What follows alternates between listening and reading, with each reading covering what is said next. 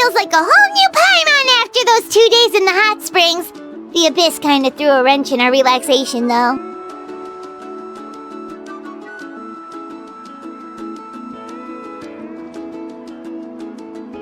Still, spending time here really has felt like a vacation. The Kaholosaurs are so nice and so fun to play with. Their bellies are super bouncy.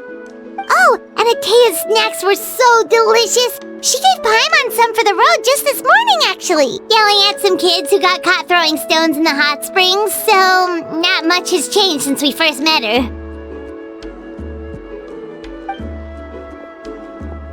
Hey, you guys. Sleep well last night? Yep, this area is so nice. Glad you like it. I was thinking of taking you guys out to do some sea fishing. Later tonight, we can eat whatever we catch. Fresh fish is absolutely delicious right off the grill. Hey, Moalani! Yeah? What do you need? The team sent out to fight in the Night Warden Wars has returned. And Kachina? Is she back as well? Kachina fell in battle. But don't worry, the team was victorious, so the Rite of Resurrection will be held in the stadium soon.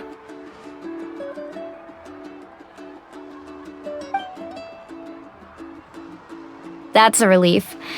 The Abyss is cunning, and it was her first time. Mistakes are bound to happen. Exactly. She deserves to hold her head up high. All right, thanks for letting me know. We'll head out in a bit.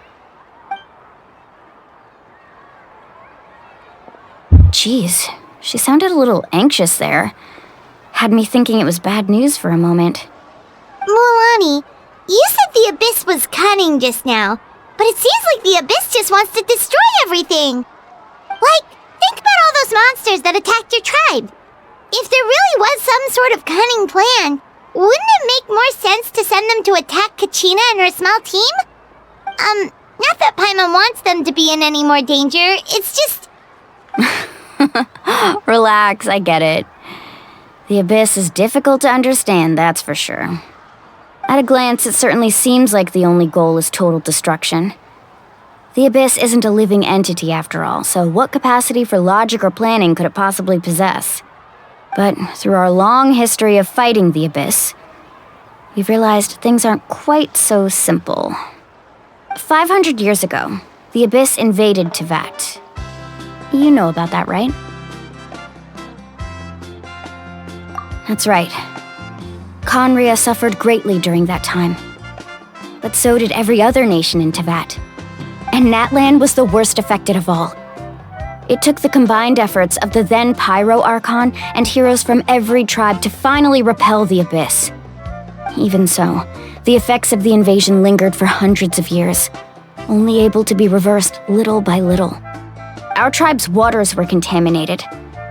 The Children of Echo's territory was overrun by dangerous sludge surging from underground. Unrelenting black winds tore across the lands of the Flower Feather clan. It was like each disaster was designed for a specific tribe. Exactly. We once thought that the Abyss's desire for destruction was a sort of primal instinct, but its methods are, in truth, marked by intelligence.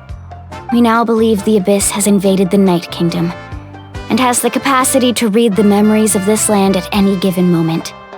And that's how it became so dangerous and cunning, almost like it knows you inside and out. Yes, and that's why we've been unable to fully eradicate it, even after all this time. Luckily, the problems left behind by the Abyss have been successfully addressed by the various Pyro Archons we've had over the years.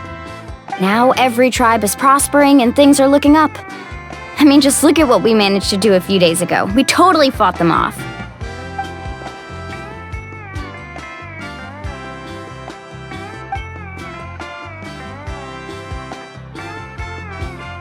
You must have had to sacrifice a lot to get to this point.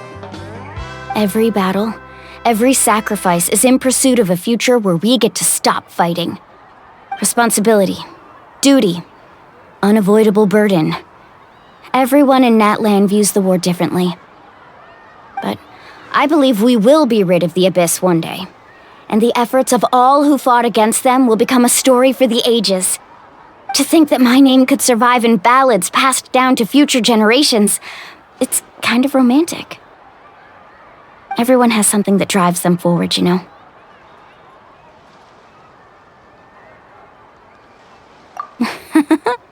Be my guest. Heroes are always welcome in Natlan. Anyway, let's head to the stadium. Our fishing trip can wait until Kachina's back with us. The sea's not going anywhere.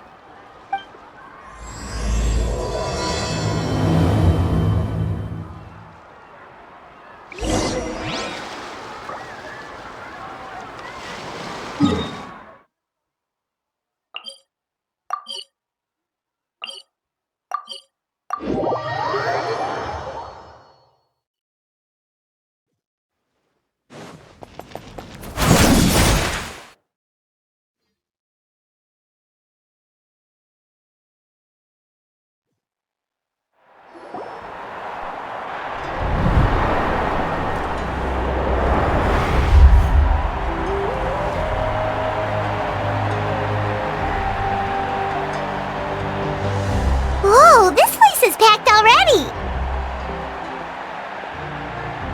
Of course. No one's gonna miss out on the chance to welcome our heroes back from battle. It's their moment of glory. Kachina's gonna be so flustered. She's never had this many eyes on her before.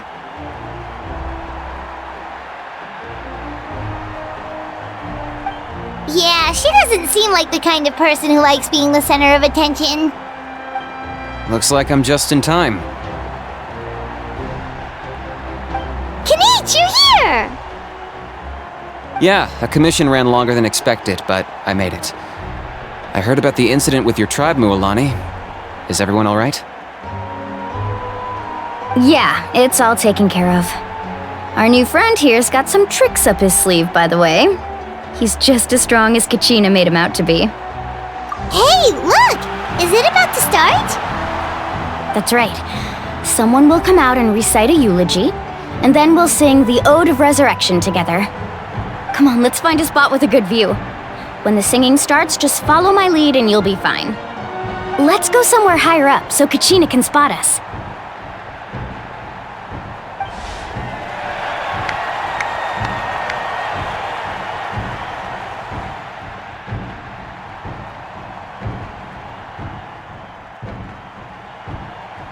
Warriors of Natlan, heed the call of life.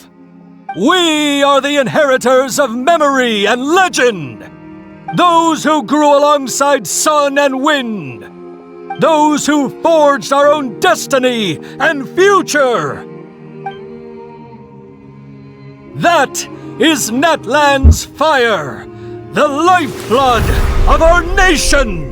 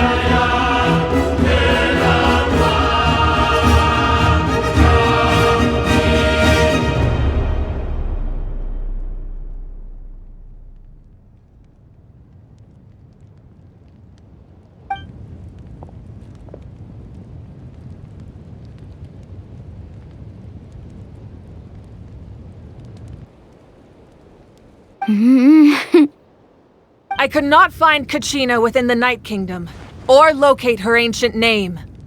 What? What does that even mean?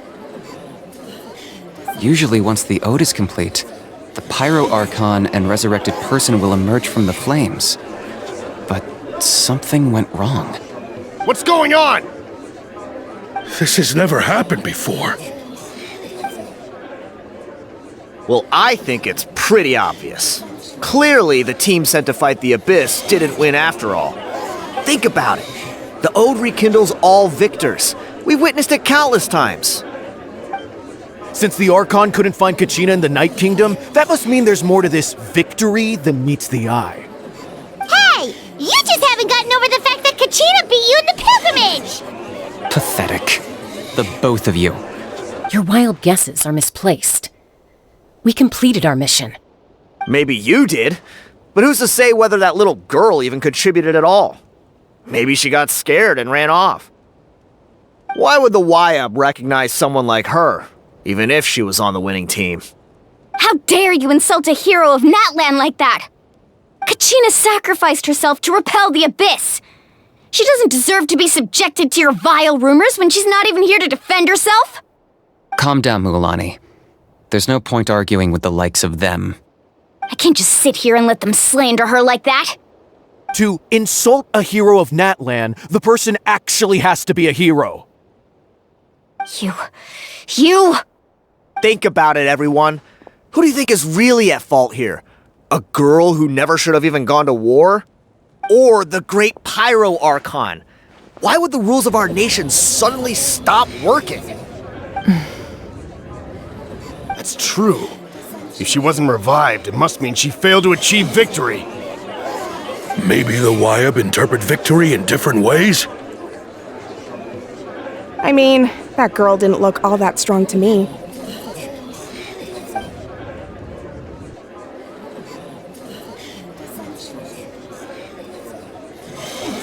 Kachina wouldn't have run! That's not like her at all! No, she's been waiting for this moment for too long. No matter how daunting the situation, no matter how scared she might feel, she's always the first person to stand up and face it head on. We don't even know what happened, so don't you dare try to use this as an excuse to vent your anger or slander her reputation. Fine. We'll find out what happens soon enough. Then, we'll see who truly deserves glory. That's enough. There is no doubt about today's victory, or Kachina's part in it. She is a hero worthy of our admiration and celebration. However, the failure of today's ceremony is undeniable. Kachina has not been rekindled, and I offer you all my deepest apologies as I continue to investigate this matter. To prevent further casualties, I have decided to suspend the pilgrimage until this matter is resolved. What? No one is all-knowing. No one is infallible, not even myself. But doubt is a means by which we seek the truth, not a weapon we wield against others. I didn't mean it that way, Archon. I just... If there are things you wish to clarify, then ask me directly. Doubt my answer if you wish, but now's your chance. You have concerns? State them. No, of course not. Even though I have said nothing to change your mind, then it would seem the truth never mattered to you at all. That guy doesn't even have the courage to answer the Pyro Archon's question. So much for all that glory talk earlier. I have a question, Archon. My friend Kachina. Do you have any idea where she is? It's extremely important to me. I know you said you were investigating the situation, but I'm sorry, that's not enough. I've already shared everything I know. If you want to learn the truth and rescue your friend sooner, you should join the investigation. So, what do you say? Of course I'll join. In that case, come see me in the speaker's chamber. We should join them. Oh, and if it's not too much trouble, could you drop by as well, Traveler? I'd like to have a chat. Rest assured, everyone, I'll keep the tribal chiefs informed on the progress of the investigation. Once again, I apologize for the outcome of this ceremony. If there are no further questions, let's part for now. Did she just ask us to come along? I believe she did. Let's go. I'd like to know what's going on myself.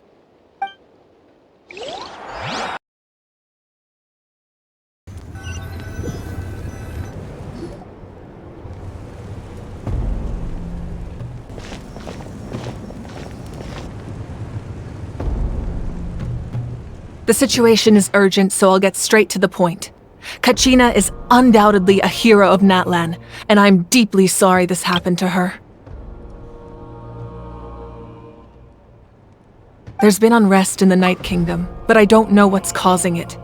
As a result, I've been unable to track down her location. Until we find and address the cause of the unrest, the Ode of Resurrection will continue to be ineffective. And that means Kachina won't be able to come back? That's correct. Not until the problem with the Night Kingdom is resolved. How long will that take? It's hard to say. Kachina always dreamed of fighting the Abyss, of doing her part to defend Natlan. She wasn't afraid of death because she knew, if it came down to it, the Pyro Archon would be there to bring her back to life. Whenever we sat down together, exhausted from training, she would always hum the Ode of Resurrection. She was supposed to come back to us. We were supposed to hug her and celebrate with her and share her joy. We supported her every step of the way, but what are we supposed to do now? Sit peacefully and wait for her return? Lose ourselves in grief over her death? Tell me, are we her friends? Or her murderers? That's not fair, Mualani. It's all right. I understand your rage and your grief. Kachina's life means a great deal to me, Mualani. Believe me, I want to bring her back as soon as possible. I would give you that peace of mind if I could. But please, hear what I have to say so I can at least give you a broader picture of the issue we are now facing. Considering the recent attack on your tribe, I believe the Abyss has found a new means of undermining the rules of our nation. You mean... The Sacred Flame. The foundation of our resistance against the Abyss. If we continue to hold the pilgrimage and send teams to fight the Abyss, there will likely be more casualties. But if we stop altogether, the Sacred Flame will only grow weaker. The Abyss will scale up their attacks, and the tragedy we saw with the people of the Springs will only be the first of many. If we compare the two choices, the former seems to be the lesser of two evils. Sorry, I know that may sound harsh, but I bear the name Malipo. Weighing the costs is my duty. The raw truth can be cruel. But we need to understand it if we want to approach this rationally. But what would you say, Mualani? This is personal for you, and unlike Kanich, I dare say it's not a simple case of weighing up which course of action is less painful, is it? No. I can't choose between them, and I don't want to. Saying that one is preferable over the other is disrespectful to the people who suffered. You're saying it doesn't matter whether I suspend the pilgrimage. The consequences will be equally painful. Yes. What happened to Kachina breaks my heart. But I couldn't bring myself to sacrifice other people for her sake. And that is the crux of the problem. It's not simply a matter of choosing the lesser of two evils. Either way, there will be people who suffer. And the end result will be the same. Belief in the pilgrimage will waver. Once doubt has crept in, the people will no longer unite in battle against the Abyss. And that is exactly what the Abyss wants. Their ultimate goal isn't to break the rules that make the Ode of Resurrection work. It's to destroy the people's faith in them. To prevent what happened to Kachina from happening to anyone else, we need to suspend the pilgrimage. So that is my current plan. And in the meantime, I've made efforts to strengthen each tribe's defenses. Then, we have to find another way of strengthening the Sacred Flame to keep the Abyss at bay. This won't be easy. I'll need time to figure out the best approach.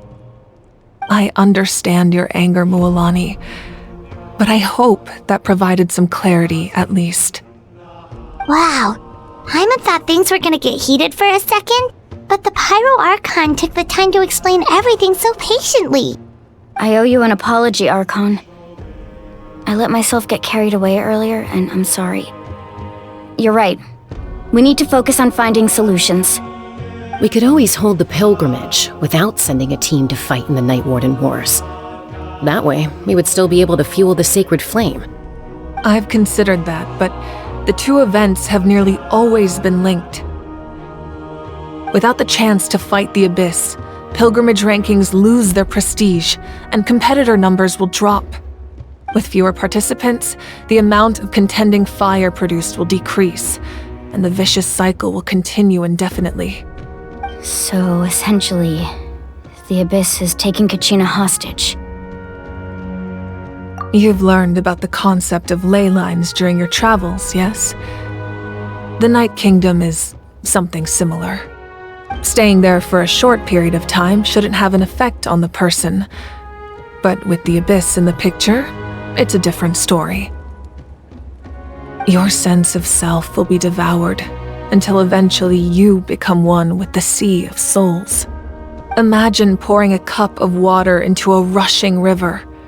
You can try to scoop up another cup, but there's no chance it will be the same water you had before. I won't sugarcoat it. That is the danger Kachina is currently facing. Just like you said, Archon. Both of these problems need to be addressed. You can focus all your efforts on dealing with the Sacred Flame. I will go search for Kachina. The Abyss poses the same threat to you as it does to her. It is very possible you will not return. Knowing that, do you still choose to go? Kachina's waiting for us to rescue her. That's all that matters. I failed to protect her during our campaign, but I can make it up to her now. I choose to go as well. Traveler? What do you think? Understood.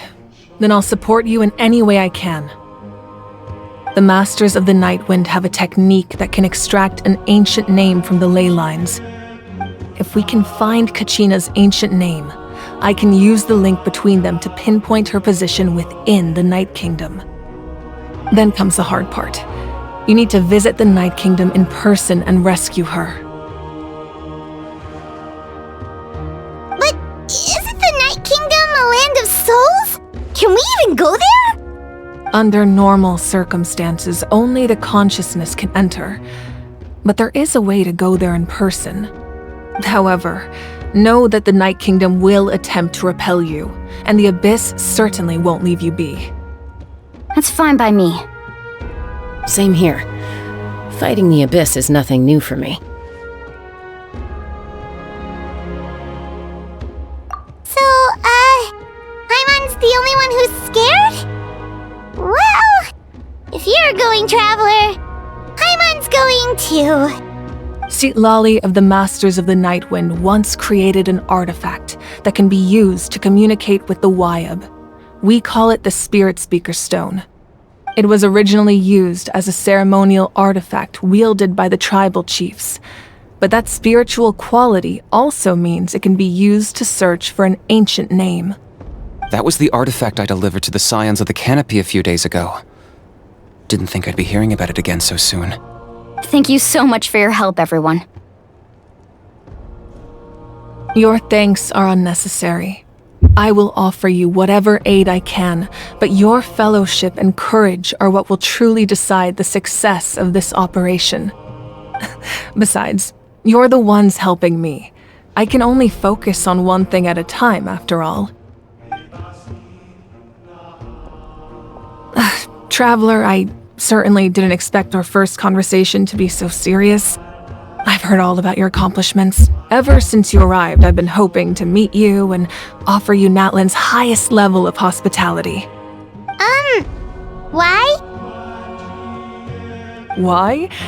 Is that not what happened in the other nations you visited? Yeah, things were pretty complicated at the start. And, in the middle. But our reputation's solid nowadays. That's more like it. After all, I've heard you're someone who transcends fate. Perhaps even more than you can imagine. But we can talk about that some other time. Ideally, this would be the perfect night for a drink and some musical ambiance. But there are important things to be done. Oh, I almost forgot. Atea was wounded in the fight against the Abyss. She wanted us to give this to you. It embodies fond memories and my strength of will. That's what she asked us to tell you. She said you'd know what that means. I didn't think this day would come so soon. The flames of her life force. I can feel them flowing within the talisman. If things were different, the two of us could have enjoyed the hot springs together while she gave this to me in person. We're supposed to be hot spring buddies after all. But don't worry. This talisman means a great deal to me. I'll take good care of it, and once this is all over, I'll pay Atea a visit.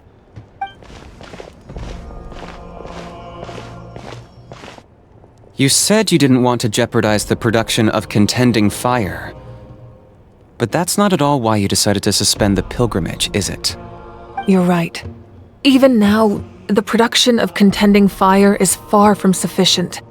The gradual corrosion caused by the Abyss has resulted in a massive shortage of pyro energy, and we're currently at the breaking point. As things stand, the pilgrimage is a lost cause. Suspending it allows us to save our strength to defend the tribes. The Abyss has brought catastrophe to Natlan, and Kachina's disappearance in the Night Kingdom is a direct consequence of that. We can't let the general public know that. No. If the public learned that Natlan's destruction was close at hand, there would be immense panic. But if I said nothing at all, they would have continued to question the integrity of Natlan's heroes. Another simple choice. The latter was clearly the better solution. But you chose otherwise. I have never subscribed to the belief that the right choice is the one with the fewest sacrifices. Let's go. There's still a way for the sacred flame to last a little longer. You mean? Yes. Come with me.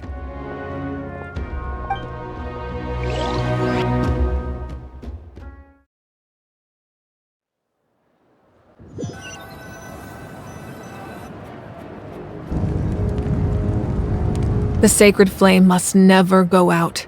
Not only does it strike fear in the Abyss, but it's also the pillar of Natlan's stability.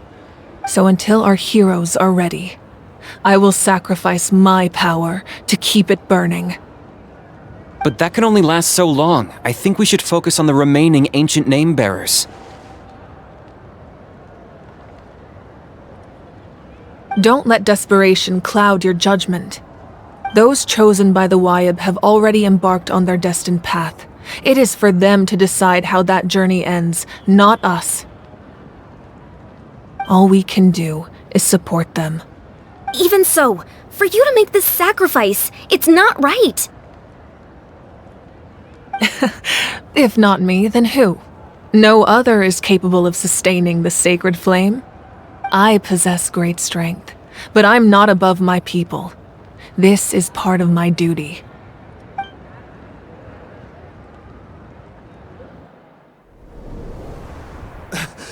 Archon! It's the Fatui!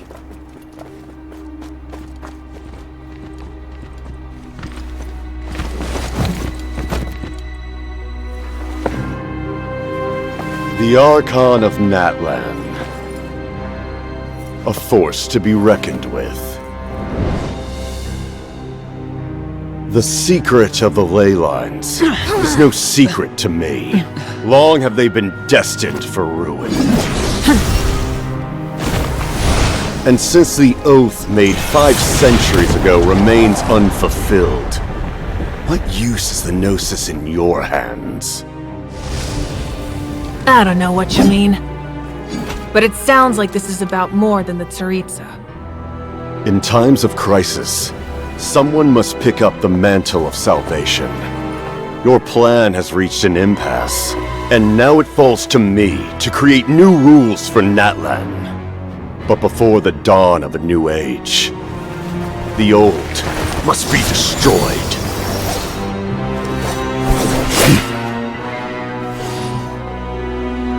I assume that's the end of your speech? Good. People like us? Let our blades do the talking!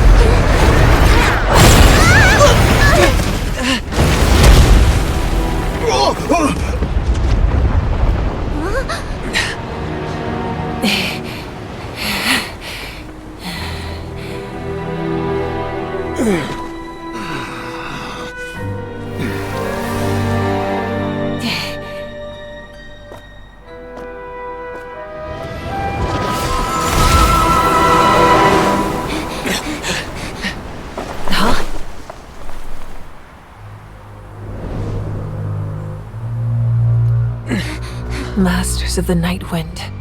Send word! The captain and his followers must be apprehended.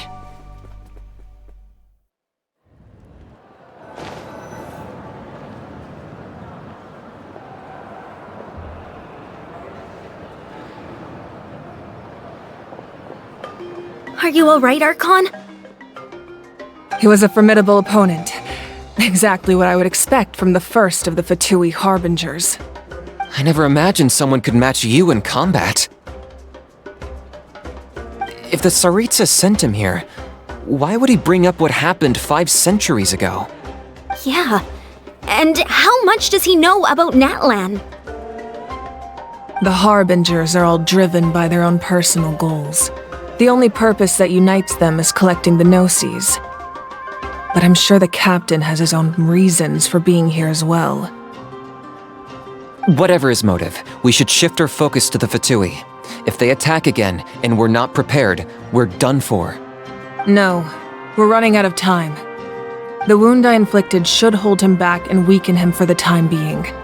Besides, I'm sure you noticed, the power that came to his rescue just now came from the Masters of the Night Wind. In other words, there are traitors among us. Not necessarily. This could prove to be a very valuable turn of events. When we exchanged final blows, I sensed an unusual presence within him. I'll need to investigate further. Kanich, go to the Masters of the Night Wind and look into who could have aided the captain. Speak to Lali. She should know. Of course, I'll head out right now. Do you still intend to... Yes, but fear not.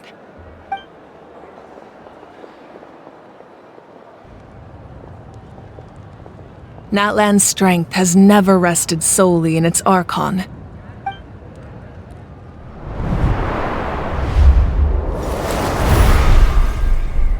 Together we foresaw the only path that leads to our nation's future. We must trust in that vision now.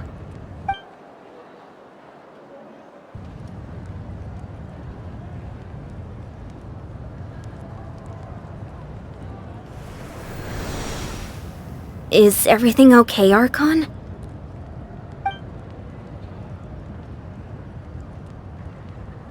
Completely fine. Just lamenting the fact that I never got a picture when I could still turn my hair into flames. Too late now. I just hope the others have a safe journey.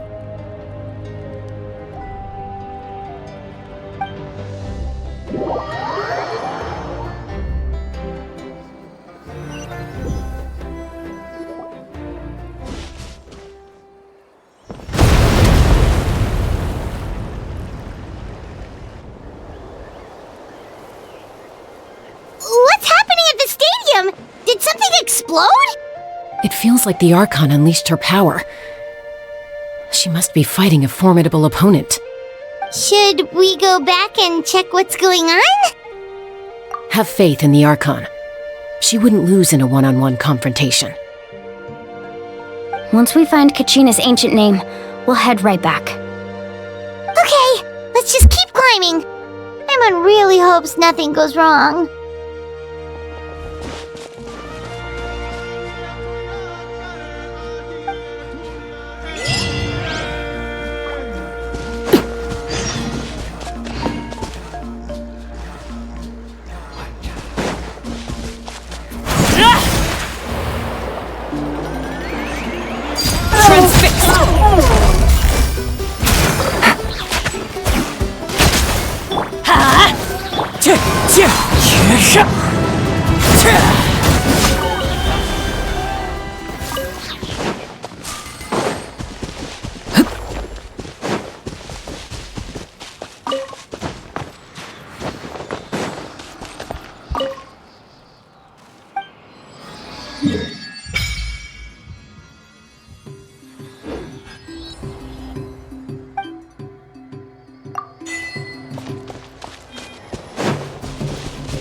What can you tell us about the scions of the canopy?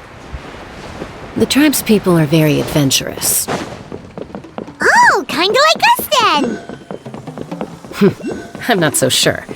You don't strike me as the type to enjoy danger. The scions of the canopy are a bunch of thrill seekers. They love extreme sports like rock climbing, rappelling, volcano parkour, or even bungee jumping without a rope while a Yunkasaur stands at the edge and uses its tongue to catch them. Sound like something you'd be interested in? Okay, that does sound different from our usual adventures.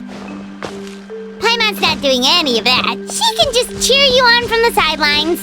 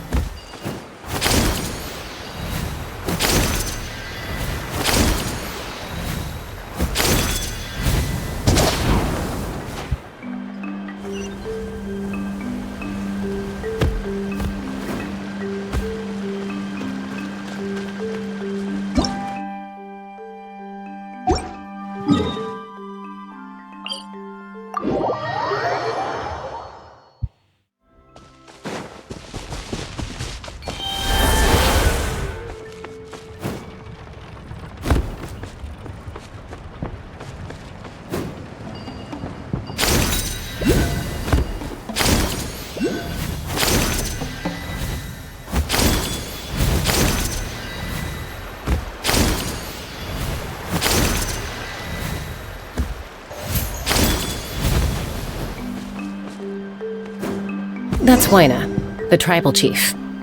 Let's head over to him.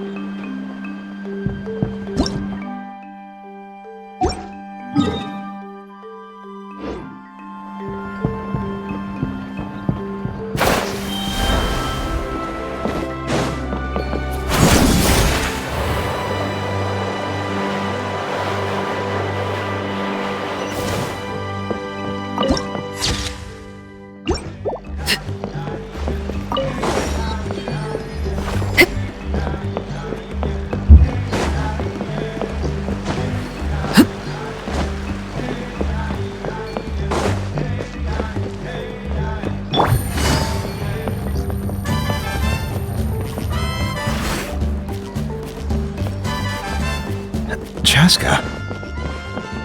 Nice to see you again, Wyna. I'm afraid we don't have time for pleasantries, so I'll get right to it. We're here for the Spirit Speaker Stone. Whoa, hold on a second. At least tell me why you need it first. My friend Kachina is trapped within the Night Kingdom. We need the stone to find her ancient name and rescue her. Rescue her? From the Night Kingdom? That's right. I'm sorry, but someone needs to tell you what you don't want to hear. Going there, a mature warrior would never make such a foolish decision.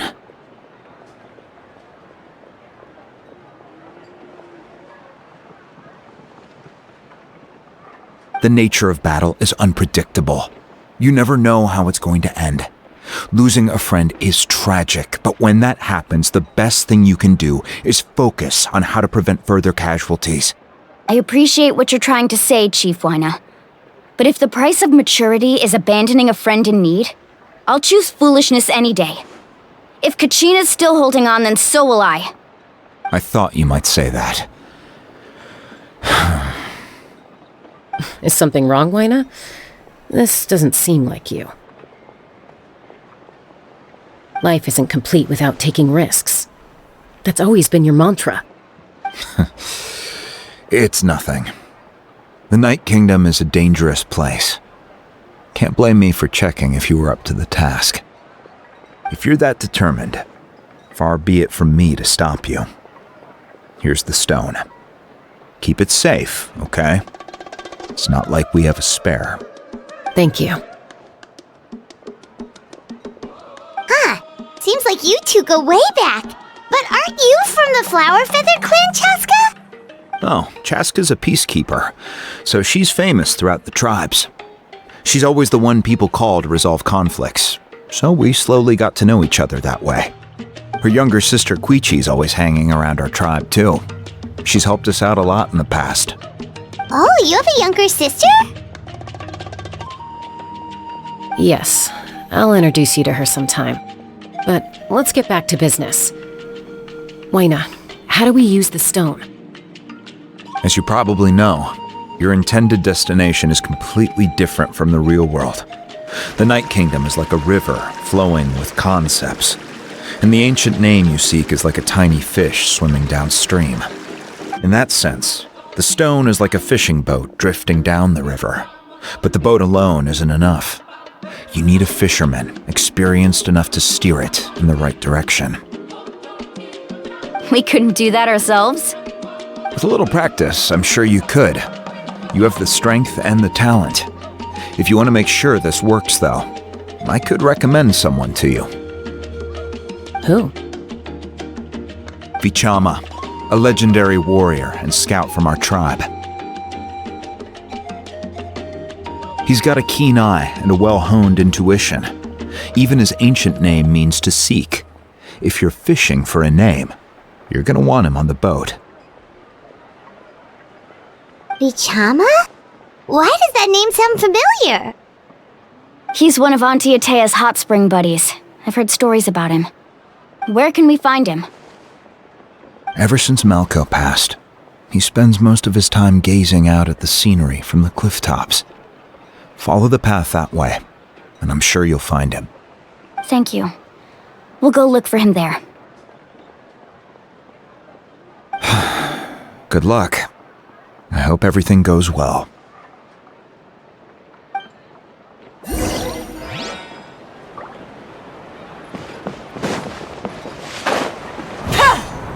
Take it easy.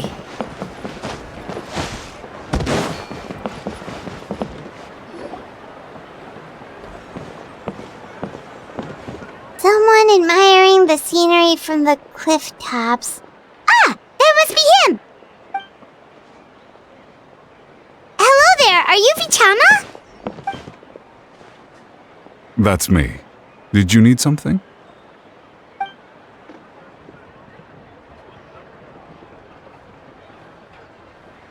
What? You're saying you can bring someone back from the Night Kingdom? How is that even possible? No, if you really think about it, anything's possible in that kind of place. But that would mean... Are you okay? You don't look so good. Everything's fine. I'll help you, but I do have a small request. After I help you find Kachina's ancient name, I want to use the stone to look for my friends as well. Your friend? Oh, why not mention someone named Malco? Is that who you're talking about? Yes, but I'd rather not get into it if it's all the same to you. That's not a problem. We agree to your request. Yeah. Since you're helping us find Kachina's ancient name, it's only right that we return the favor. Then we're agreed. Can I have a look at the stone?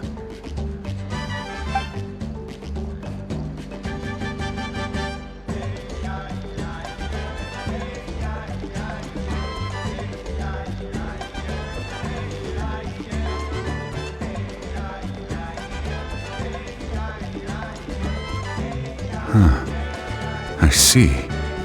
From what I can tell, it functions almost like an abyssal pylon.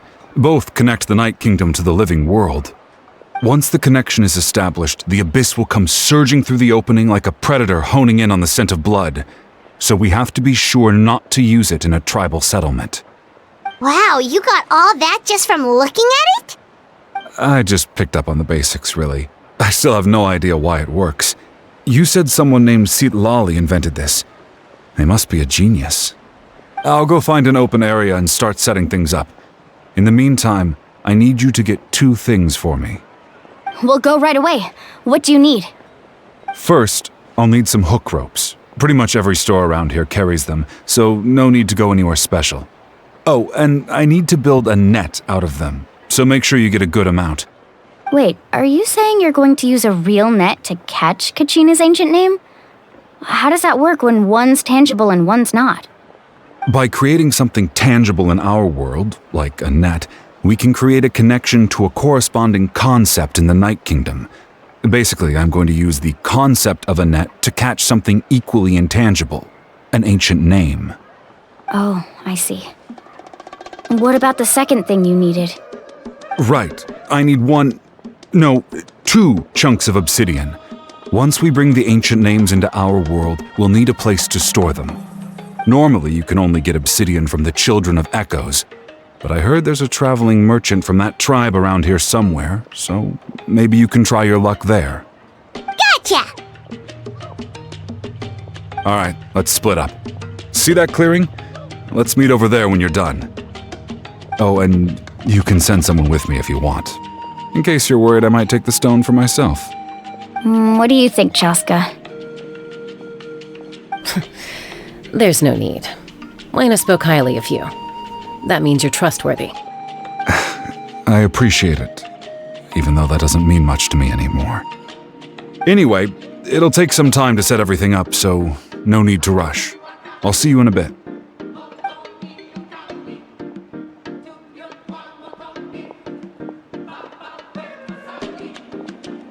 What an odd guy. He seems so defeated, but also really invested in the stone at the same time. I don't have any more insight than you, Paimon. Let's just focus on the preparations for now. Hang on, Kachina. We're coming for you.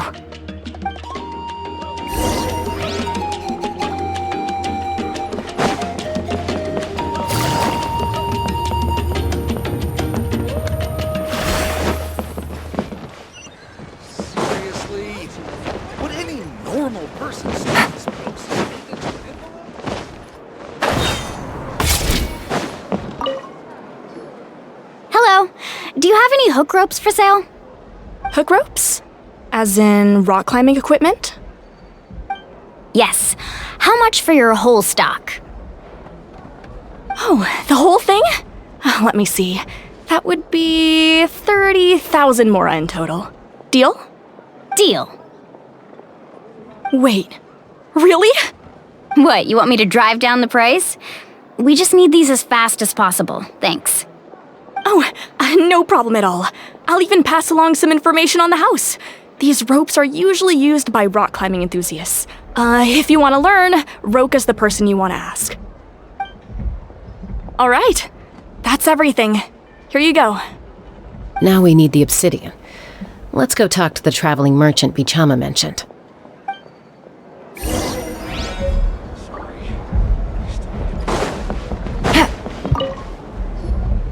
Excuse me, do you sell obsidian? Why, yes. I've got a chunk for sale right over there. Perfect. Is that the only one, though? We actually need two. That might be tough. Tell you what, I'll take a look through these boxes over here and we'll see what we can find. Thank you so much. We'll wait here.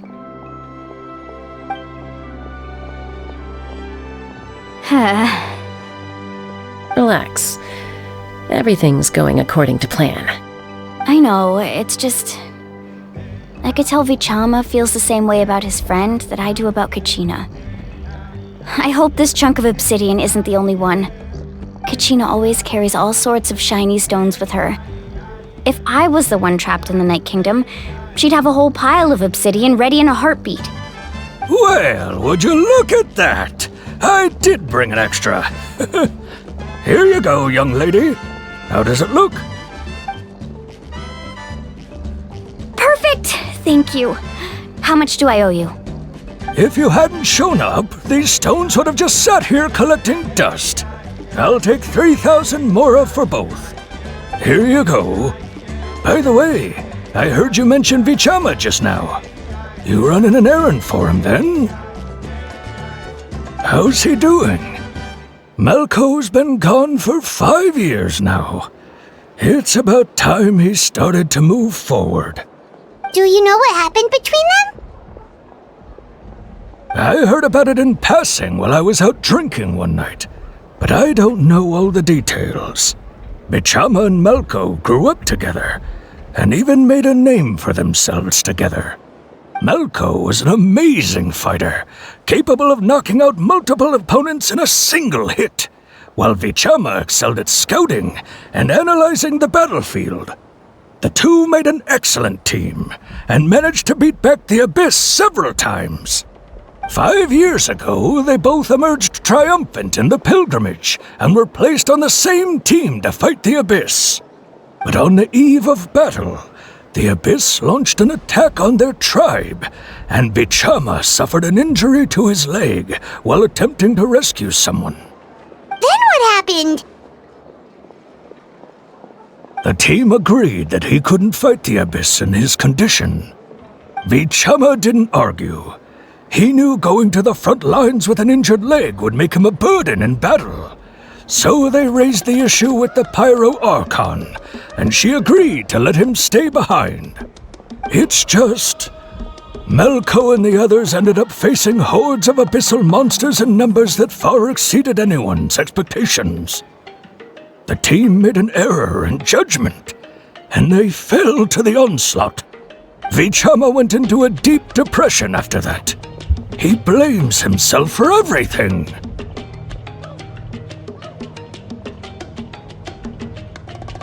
Oh, you're not wrong. But it's possible he chooses to blame himself. Not because he did something wrong, but because he wasn't able to do anything at all. I've tried convincing him to move forward, to stop dwelling on the past. But the shadow of Malco's death hangs over him still. The Abyss has caused so much suffering, and some wounds never heal.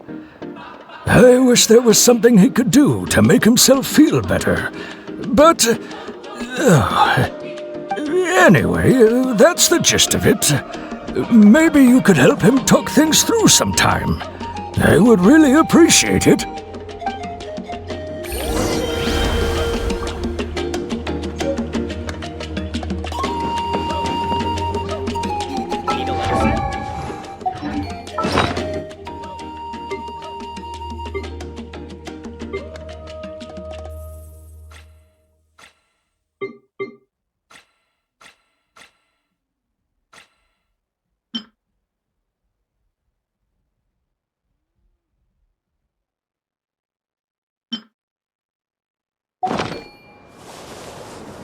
Take it easy.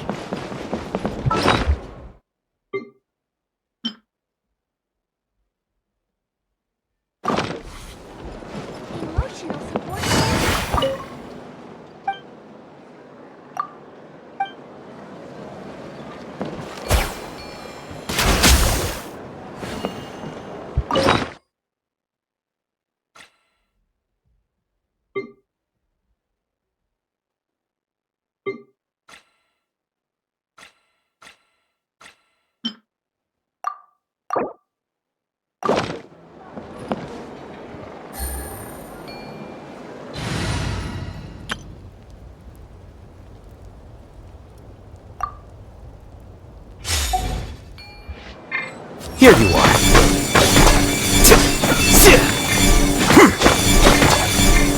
There is no escape! Grow! Ah! A bitter pill to swallow. My man. Let's leave her alone.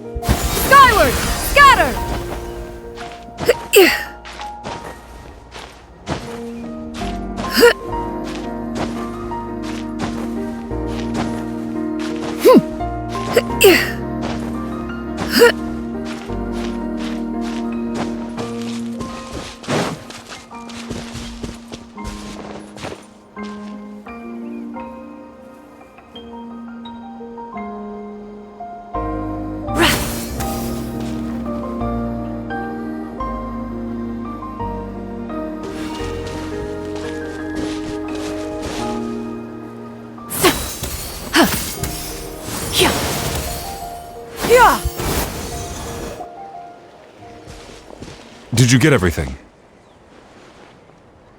Yep, it's all here. When do we start? I've made all the necessary adjustments, so we're good to go. As agreed, I'll help you find Kachina's ancient name, and then you return the favor. Go ahead.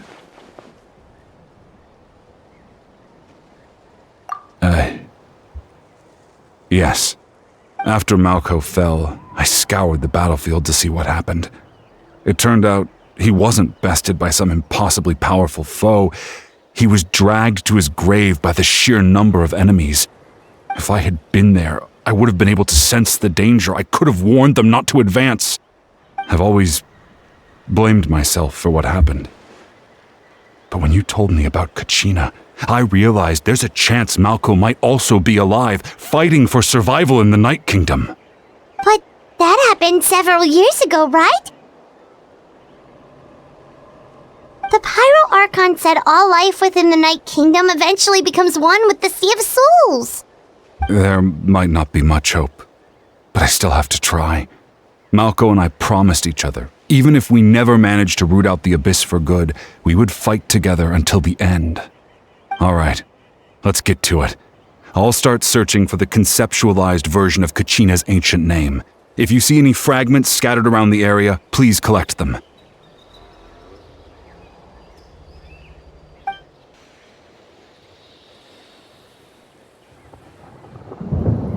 Make sure you prepare yourselves for battle. As I said, the stone will link the mortal realm to the Night Kingdom. The Abyss will likely emerge in response. Look at that golden thing! It must be one of those fragments Vichama mentioned. Let's get closer!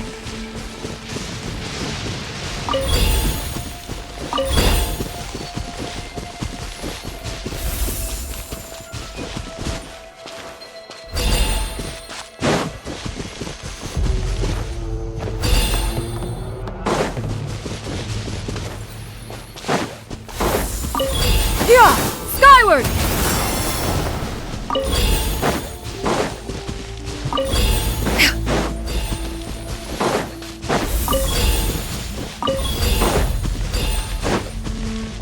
Whoa! Monsters incoming! Watch out, everyone!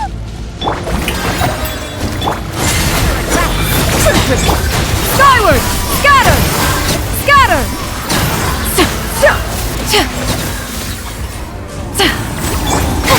Let my name echo in How dare you! Yeah! Scatter!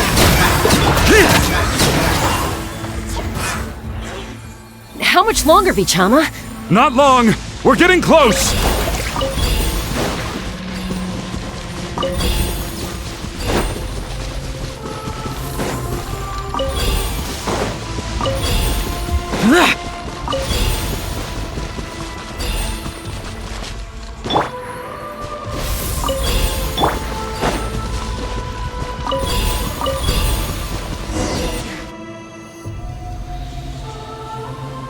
Vichama!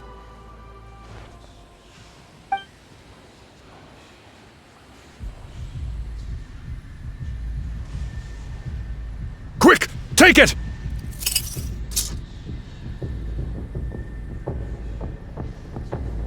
I found Kachina's ancient name. Hang in there, Malco. Just a little longer. Something's not right. The power of the Abyss is getting stronger. The Abyss is corroding his body! Vichama, you can't keep going, you'll die! I should have died 5 years ago. I just need a little more time. Please, I'm almost there.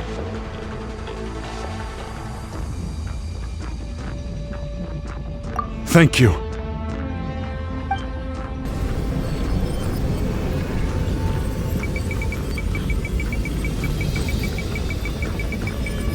Whoa, watch out! The power of the Abyss is strong!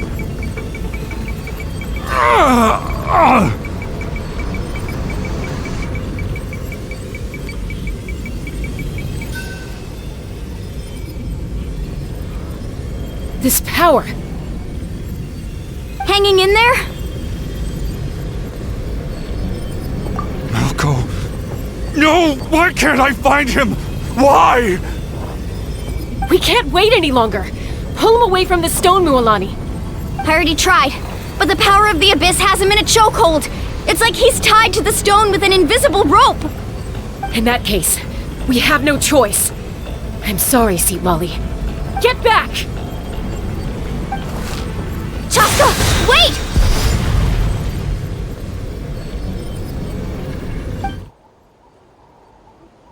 Ouch! What happened just now? It looked like the Spirit Speaker's stone was... The stone's power was spiraling out of control. The only way to stop it was to destroy it. You were all caught in the shockwave of the explosion. You might feel dizzy for a while, but that's normal. Give us a heads up next time, will you? You're lucky we managed to dodge it in time. I thought I said to get back. Yeah, barely a second before you made it go poof. Not everyone has your reflexes, Chaska. We were this close to getting dragged into the explosion. Okay, I'll be more careful next time. At least Kachina's ancient name is still in one piece. Wait, where's Vichama? Vichama!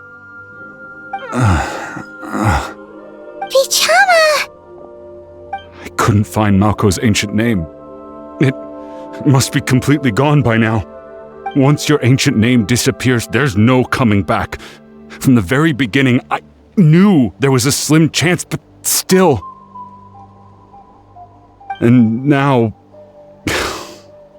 it's too late to save him. From the minute he left that day, it was already too late. Vichama. I'm sure he's heard enough condolences over the years. Let's just give him some space. Huh? What's that in your hands, Vichama?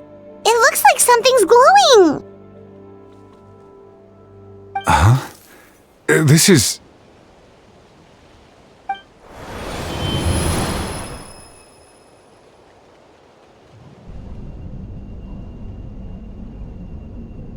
Hey, Malko. Got any strength left? Not enough to swing a sword, but to say a few last words? Sure. Too bad no one will get to hear them. I never thought I'd actually die on this mission. Not that I'm afraid to die. It's just hard thinking about my mom's face when she hears the news. Guess I have something to be thankful for then. My parents died a long time ago. They won't have to mourn me.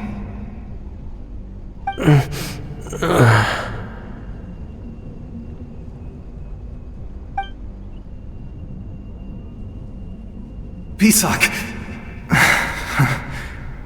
Always had to beat me at everything, didn't you? Right to the end, you were never one for goodbyes. Maybe you're right. Maybe no one will get to hear our last words. But just in case... Vichama, I'm so glad you didn't come with us. Don't be sad. Just keep on living. For the both of us.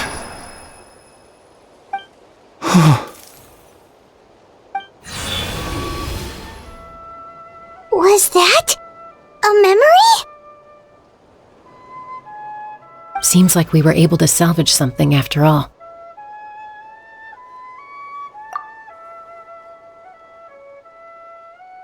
Of course. Seeing him, hearing his voice again, it makes me unbelievably happy. But it also brings with it an even deeper pain. A deeper pain? Why? Malko was always the type to put on a brave face. But in that memory just now, his hands were shaking, and his smile was forced. For all these years, I regretted not being able to fight alongside him to the end. And now I know, at the end of his life, he was thinking the same thing. Vichama! I'm fine. Actually, I heard Chief Wyna wasn't really on board with your plan to go to the Night Kingdom. When you asked for my help, I hesitated too. I knew helping you find your friend's ancient name meant leading you one step closer to danger. But I also understood why you had to try. Everyone has regrets in life, but not everyone gets the chance to make up for them. Once allowed to fester, guilt strips us of our most valuable qualities as warriors. In that sense, we might as well choose the braver path from the very beginning. If I could do it all over again, I would have followed Malko to the front lines no matter what. Even with an injured leg, there were still things I could have done. That way, even if the outcome stayed the same, I still would have fought alongside him to the end. There are critical junctures in life, and if you don't seize the chance to act, there's no going back. That's something I had to learn in hindsight. But you're still at the crossroads of your journey, so I hope you can walk away without regrets. Thank you, Vichama. I feel even more determined now. Kachina will come back to us. I'll make sure of it. I promised I would find her, and I intend to keep that promise. That's good to hear. Strange. My body, it's... Once abyssal corrosion enters the body, a portion will fuse itself to your internal organs.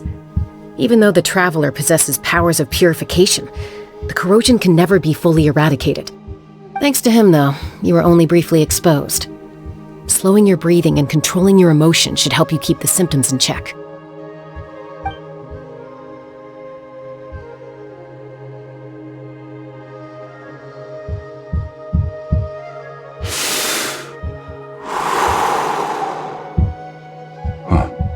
That does make me feel better. You seem very knowledgeable about all this. Just speaking from experience, that's all. Anyway, we've recovered Kachina's ancient name, so we're off to a great start. Let's get Vichama back to his tribe and tell Wyneth the good news. Oh, and apologize for destroying the Spirit Speaker Stone. We had no choice, though, so he'll probably understand. Right?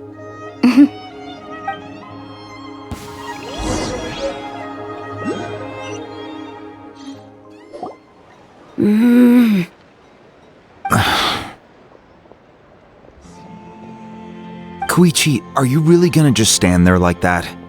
I don't know what you want from me. I think you know exactly what I'm trying to say, Uncle Wyna. I can hear it in your voice.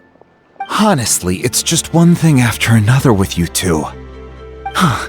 They're back. Koichi? What are you doing here? Don't play dumb with your own sister. You know exactly why I'm here. My apologies, everyone. I just need to borrow Chaska for a few minutes. You come with me.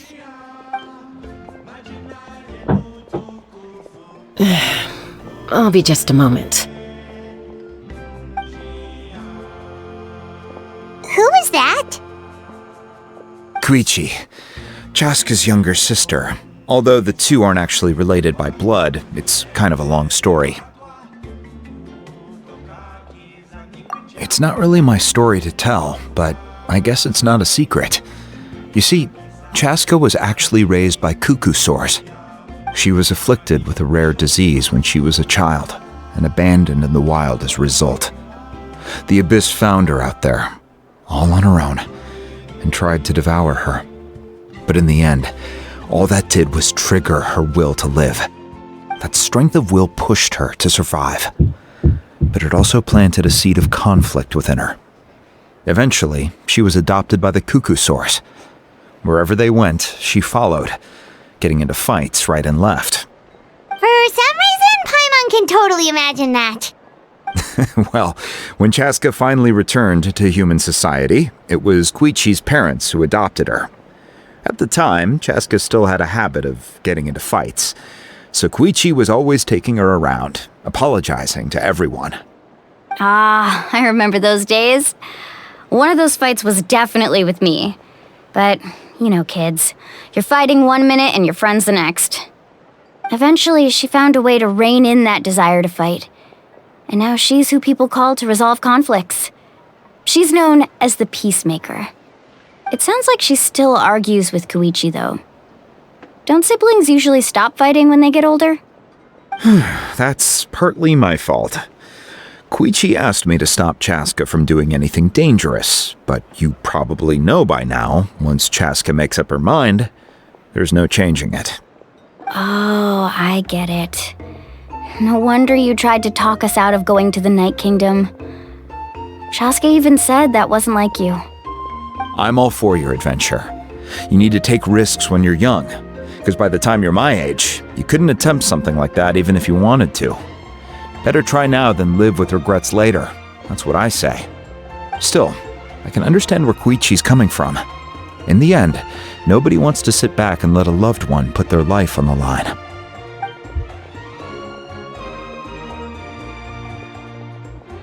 All right, it's just the two of us now.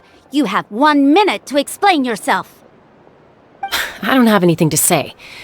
You don't have to approve, but you should know I only do what's necessary. That attitude is exactly the problem.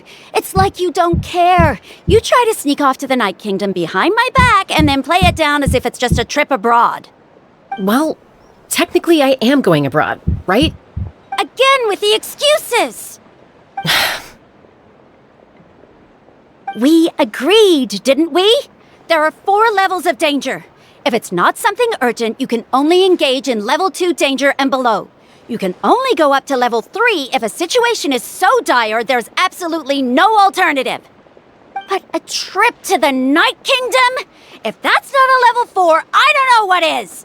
And you were just going to sneak into the place without saying anything! What do you mean, sneak into the place? I always planned on walking in there with my head held high. You bought off Uncle Wina, didn't you? He promised me he'd stop you from doing anything dangerous. Oh, it's like he didn't even try. You feel like he went back on his word. What if I told you my mind was made up, and there was nothing he could have done? Not even by force. Oh, I knew it! So he did try to say something, but you didn't listen. This is important. If you were in my shoes, you'd make the same decision. You don't know that? I'm a doctor, and I handle logistics. If you're going to waltz into a dangerous situation where you could lose control at any moment, it's my duty to say something. All right, whatever. Anything else? What do you mean, anything else? Why don't you reflect on what you've done and promise me you'll stay put? Time out. Is this one of our normal arguments or a serious one? Chaska, does it sound like I'm joking? Then, you need to know something. What happened to Kachina was partially my fault. I can't leave her there to die. That's not who I am. But the person you become when you lose control, that's also not who you are. That's a different issue. You said it yourself. A person is only as good as their morals. If I want to live in Natlan, I need to display qualities that make me worthy of this nation. I've also told you that managing your condition is equally important. Sometimes you have to make sacrifices. All right, let's stop this here. If we keep going, I might actually have to get serious. And I think Wina prefers his roof attached to his house. Is that a threat? That sounds like a threat to me. Koichi! Younger sisters are supposed to listen to their elders. So, you're really going to go, no matter what I say? I'm supposed to be your sister. Then support me. I'll be back. All you have to do is wait. Chaska.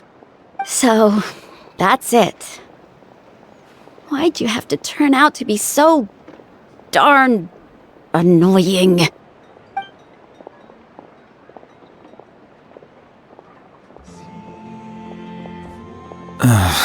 You two are something else. Something you wanted to say?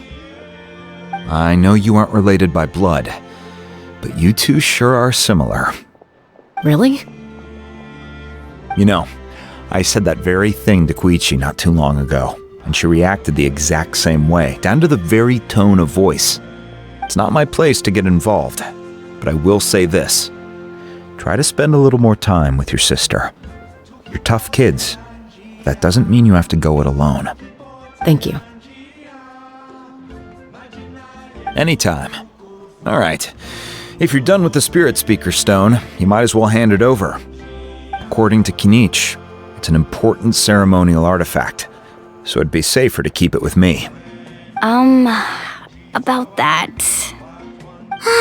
If only Tone-Deaf Bard was here, he could have repaired it just like the Holy Liar. It might be in a few more pieces than you remember. Huh?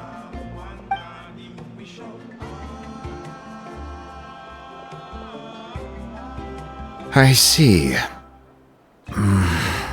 Sounds like it was an urgent situation. If someone's life was on the line, then you had no choice. Still, Citlali's going to be a nightmare to deal with now that you've broken her stuff. I'll explain everything to her later. Stay safe out there in the Night Kingdom, okay? I'll wait here for your safe return.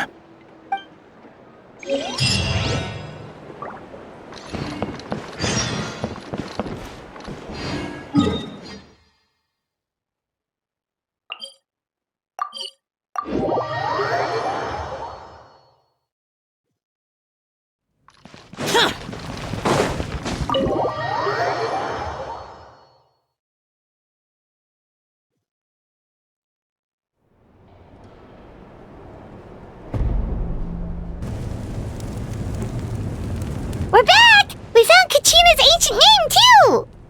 Well, it's fairly complicated. Let me give you the condensed version. The Fatui again?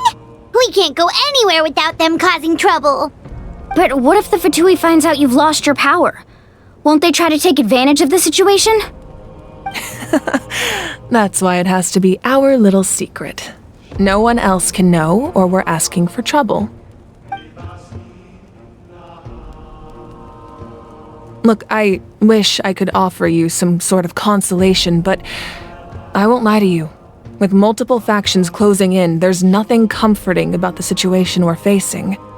Still, all you need to do is focus on your goal.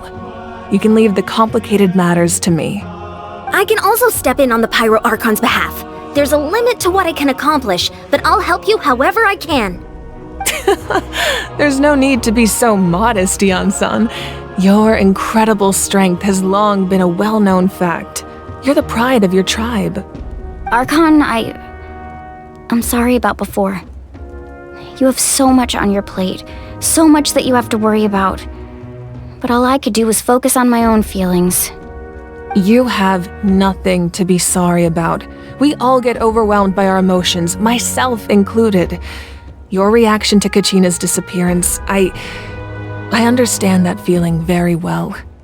Well, now that we have Kachina's ancient name, let's go track her down. Follow me.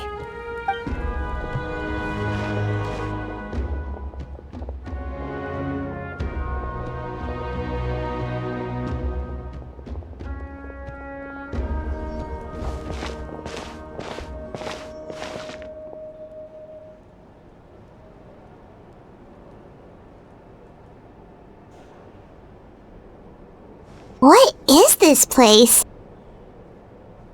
Hey, isn't that Atea's talisman? Good eye. This is where I store all the various mementos I've collected. Whoa. I've never seen this place before. There's so many things in here. It looks like there are items from every tribe. Collecting them must have taken a lot of effort. I suppose you could think of it as a hobby of sorts. In Natlan, everyone grows up listening to the stories of heroes, and physical items do a far better job of preserving those stories than our own memory. Now, I still have some preparations to make for the ceremony, so feel free to take a look around in the meantime. If you're curious about an item, I'm more than willing to tell you about its origins. All right, we'll have a look.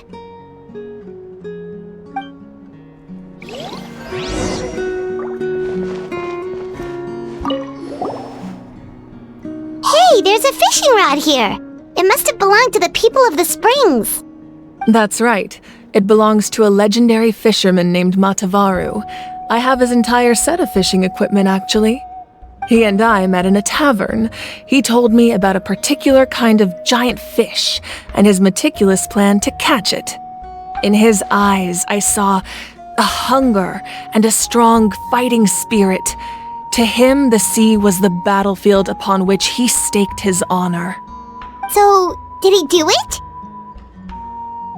The next time I saw him, he was covered in scars.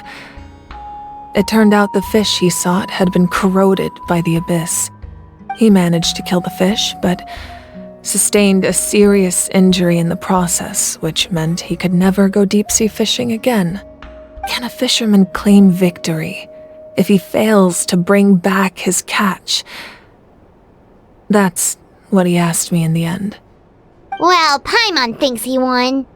That was my answer as well. The experience was far more valuable than the prize itself.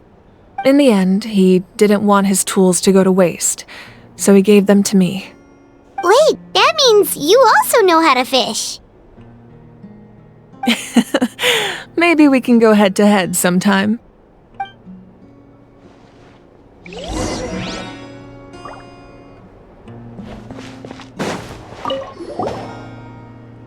Whoa, that belt is bigger than Paimon's head! The Collective of Plenty are known for their bodybuilding competitions and contests of strength. This belt is a symbol of great honor within the tribe. The association with strength might also have been the reason the original belt was extremely heavy. It was difficult for even 2 people to lift. And even if a warrior had the strength to put it on, wearing it for any length of time would still leave them gasping for breath. Sounds like it.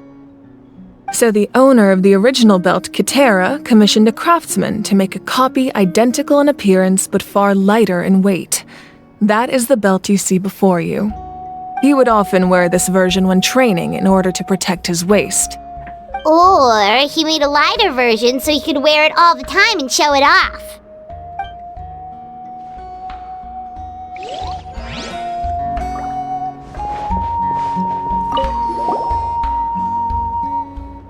There are so many jars and potions around here. Do they have anything to do with alchemy? No, those belong to the Masters of the Nightwind. They're ceremonial tools used to amplify the ability to communicate with the Night Kingdom and the Wayab. Yamaya is an expert in this field, and she taught me a lot. Even though she appears stoic and serious, she actually has a keen sense of humor. The tools you see here are quite traditional. Her students found them outdated, so she passed them on to me. The contents of the jars aren't all that special. Oh, except the big jar in the middle. That's what she really wanted to give me. Ooh, must be something really cool. What's inside? Grape juice. Huh? It's quite tasty, although probably expired by now.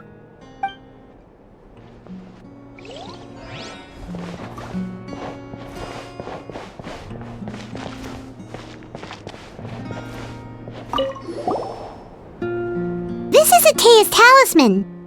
I'm sure you're familiar with this one already.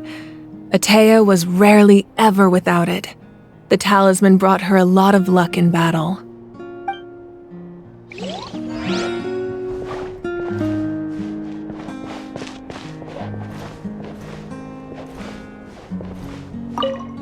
This flower looks like it's thriving. You must be good at taking care of plants, Archon.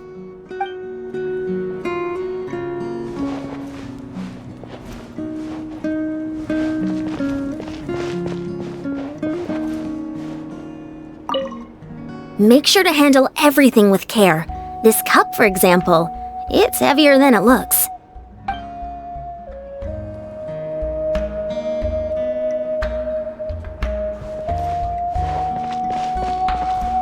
This fishing basket looks familiar.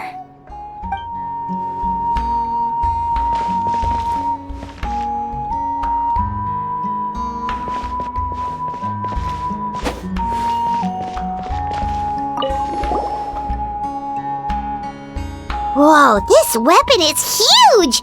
Which tribe did it belong to? Ah, that weapon belonged to Tenoch, a hero from 500 years ago. Strictly speaking, he didn't belong to any single tribe. That's because even before the disaster with the Abyss broke out, he had already been exiled. Exiled? It was a punishment imposed out of necessity, but he accepted it all the same. He believed it was what he deserved. When the Abyss attacked, the tribes found themselves in urgent need of a powerful figure to lead them into the battle, and there was no one more courageous or resolute than him. He united the 6 tribes and accomplished great feats throughout the war. Ultimately, he perished, and because he had already lost his ancient name, the Ode of Resurrection was unable to bring him back. And so, he was laid to rest, alongside the countless warriors and civilians who lost their lives, buried in the soil of his native land. Wow, he sounds like a true hero. Indeed, even now his story is told throughout the land.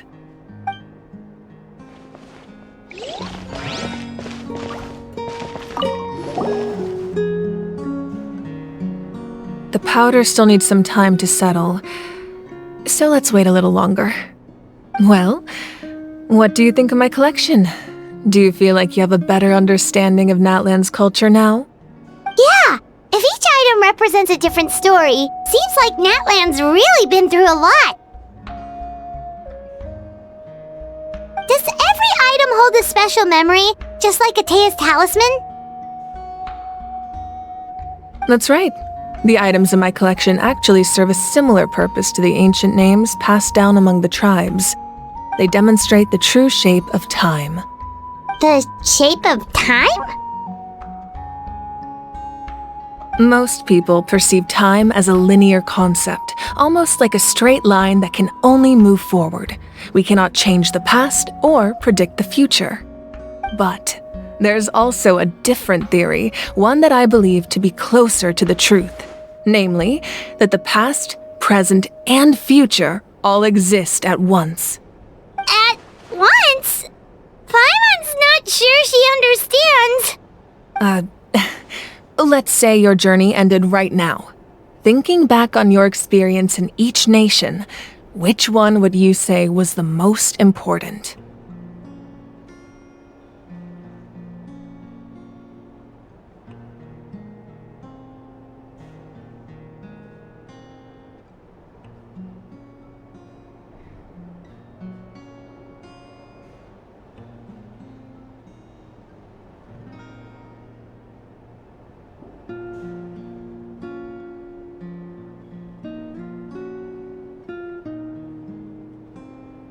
Exactly. Even at the end of your journey, the things you experienced along the way don't cease to exist.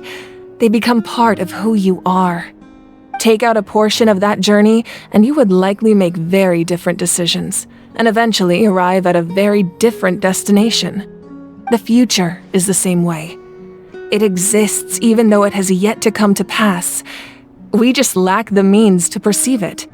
Of course, there are those with the power to foresee the future. They simply call it by a different name. Fate.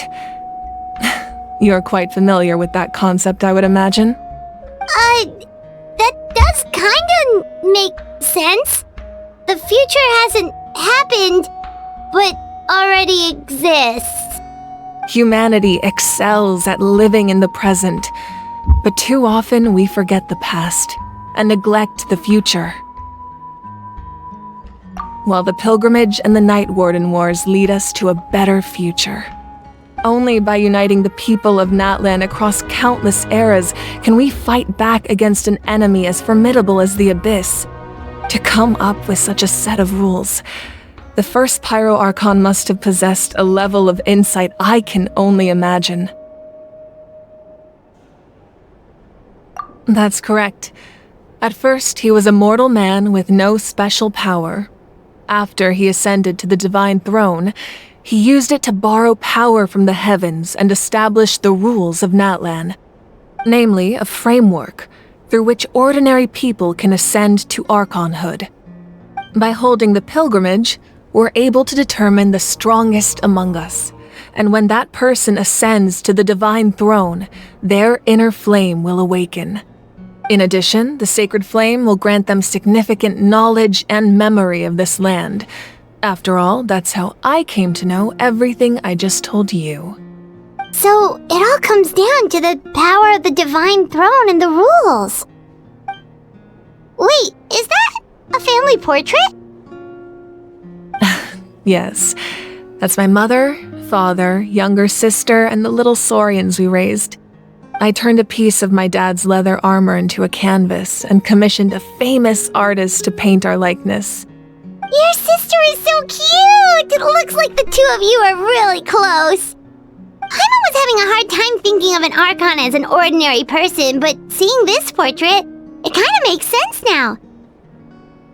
It really doesn't look like there was anything special about you before. Oh, wait, is Paimon allowed to say that? A little late for that question, don't you think? Sorry! Paimon's so sorry! Paimon's mouth works faster than her brain sometimes! It's alright. I'd never get upset over something like that. No matter what others may say, my past is a precious part of my identity. I'm forever proud of the life I used to lead. Becoming the Archon doesn't mean you sever ties with your family. The position just comes with a lot of responsibilities, so it impacts how often you get to see them. My father made the most delicious stew, so my sister would often bring me a large pot of his cooking, and we would sit on a blanket and eat it together. One time, we didn't close the door securely, and the saurians we were raising ran into the room and knocked over the entire pot. My sister immediately burst into tears. The two troublemakers were going for the meat, but when they saw my sister's distress, they froze on the spot.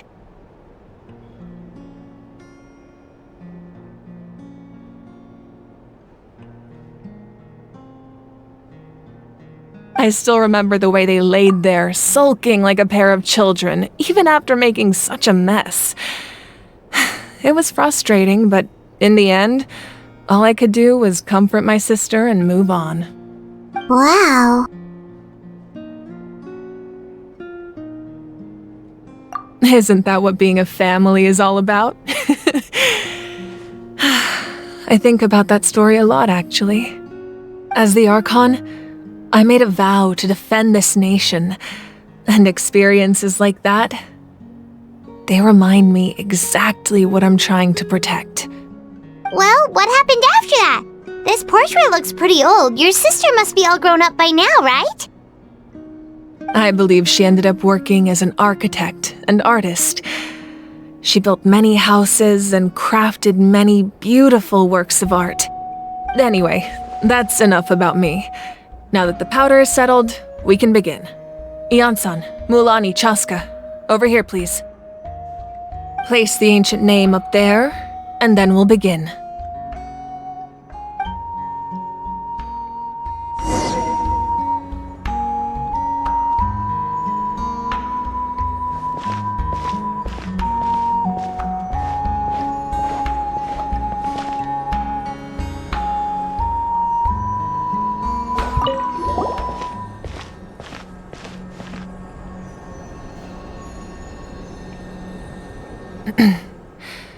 Surely as the echoes of life resound through heaven and earth, so too shall our stories remain eternal. Ancient name, take us to your fated bearer. Allow her to answer our call.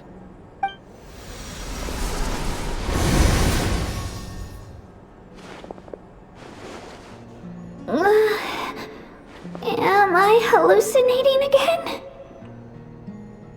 Kachina! Are you okay? Huh? I'm not seeing things, am I?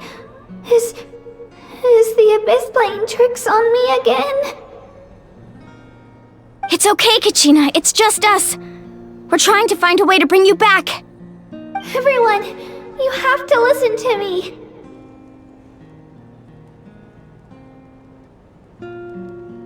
I've been investigating the Night Kingdom this entire time, and I figured out what's wrong.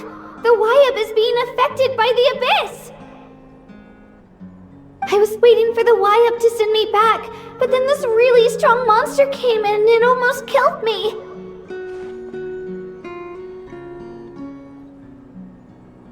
The Wyab saved me, even though its power is weakening, so I've been hiding from the monsters while trying to find a way to help.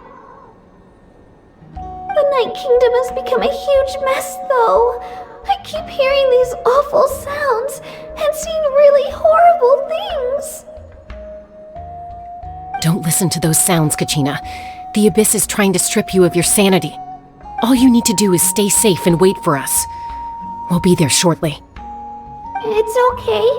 I feel so much better now that I've had the chance to talk to you guys. You don't need to worry about me. I've never been strong or special at all, really. So I don't blame anyone for forgetting about me or leaving me behind. Just knowing you care is more than enough. I'll find a way back. You don't have to put yourselves in danger to come rescue me. You're always like this, Kachina. Now's not the time to act tough. We're coming for you, and that's final. I don't know what lies the Abyss has been feeding you, but I'll tell you something right now. Nobody here sees you as a burden. You're a victor of the Night Warden Wars, a hero of Natlan. All you need to do is wait for us to rescue you, and you'll get all the applause and recognition you deserve.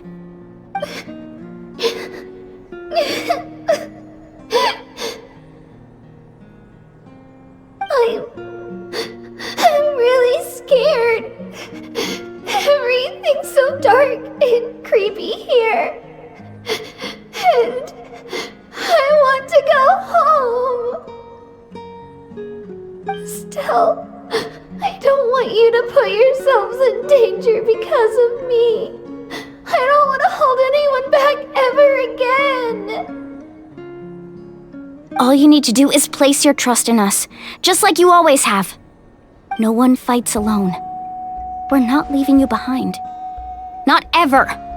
Yeah, we're so close, we can't call it quits now! Thank you. Be careful.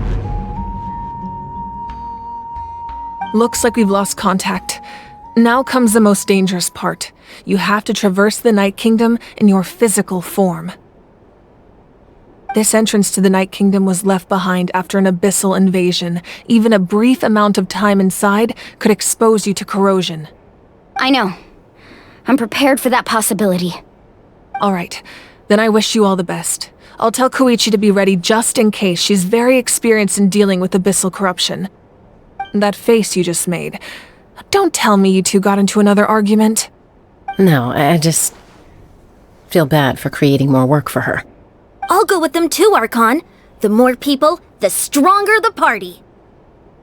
Thank you so much for your help, everyone. It really means a lot that you're willing to brave these dangers with me. There's no time to lose, so let's get going. Now that I've lost my power, I won't be able to provide much practical support. But I can still keep an eye on the situation from here. Eon-san, I know it's unlikely, but if you encounter a situation you can't handle... That won't happen. I hope not.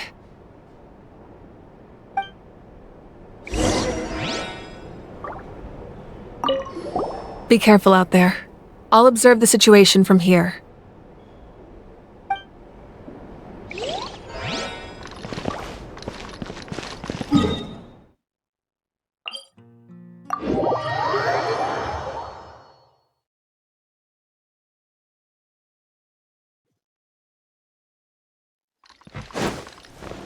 Worthless!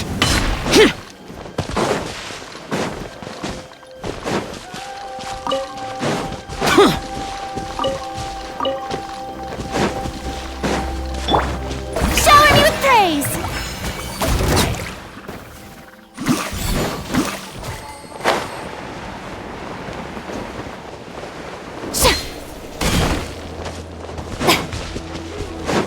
Yeah!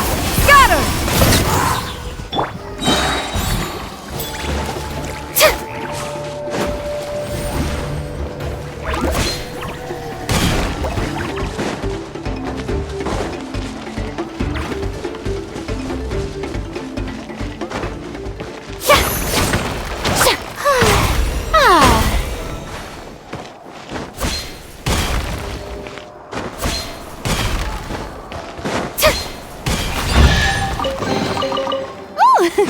What a pleasant surprise! True. Skyward! Scatter!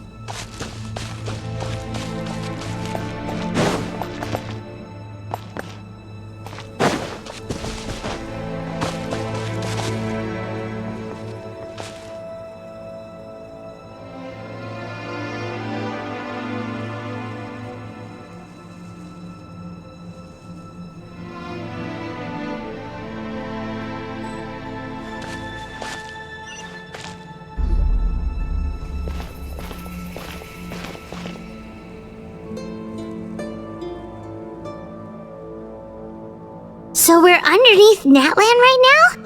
It looks nothing like Paimon was imagining. That's because in the distant past, Natlan was home to an incredibly advanced civilization ruled by dragons.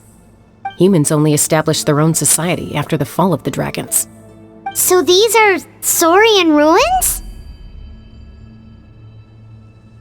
Wait, you mean like the elemental sovereigns? They had their own advanced civilization? Yes, a really long time ago. Very few records have survived until now, so no one really knows what the devices here are for.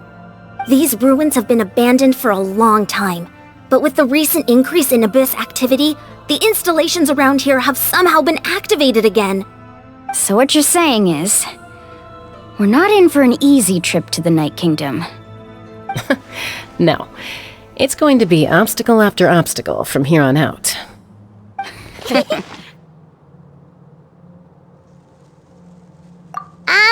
Why are you all laughing like that? It's creeping Paimon out.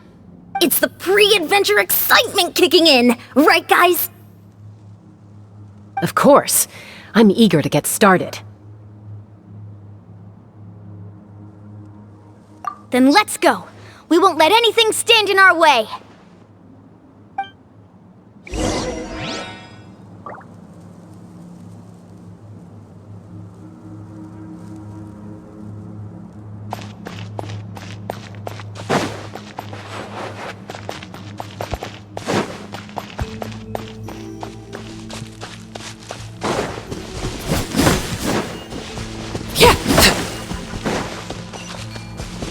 Seems like the road ends here. How should we get across? As a professional trainer, I think you could stand to build up your endurance, Paimon. Professional trainer? Paimon thought you were a warrior from the Collective of 20. Well, that goes without saying. But I actually work as a sports coach. I provide professional guidance for many of Natlan's popular sports. And I don't just mean physical training. I design nutrition plans as well. Ah, so basically no sugar, no soft drinks, no grilled meat. Yeah, we'll be here all day if you list them out one by one. It's much faster to just focus on what's good for you. Such as? Vegetable juice. Want some? You know, Ian-san, Paimon feels like the two of us might not see eye to eye.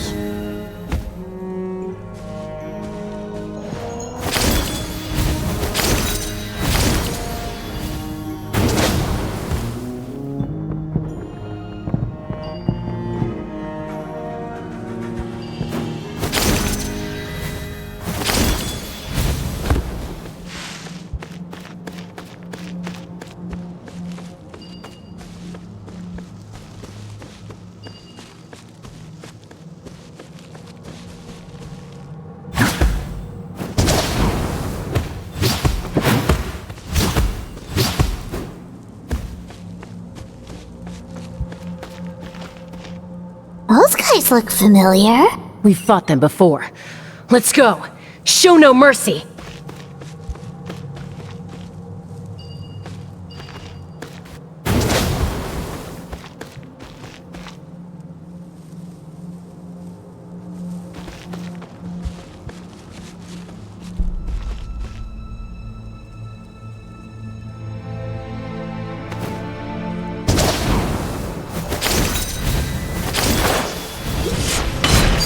Overruled.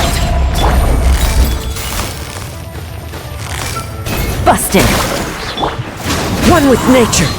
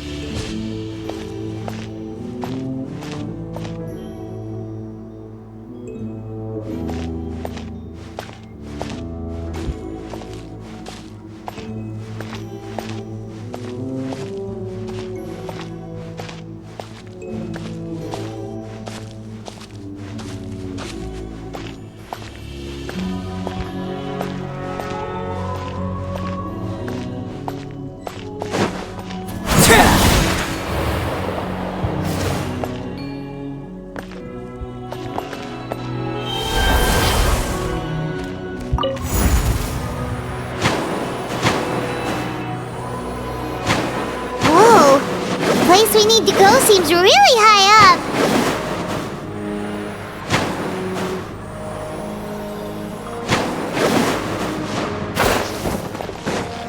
Transfixed! The wind knows me. Quietly now. Things are about to get dicey.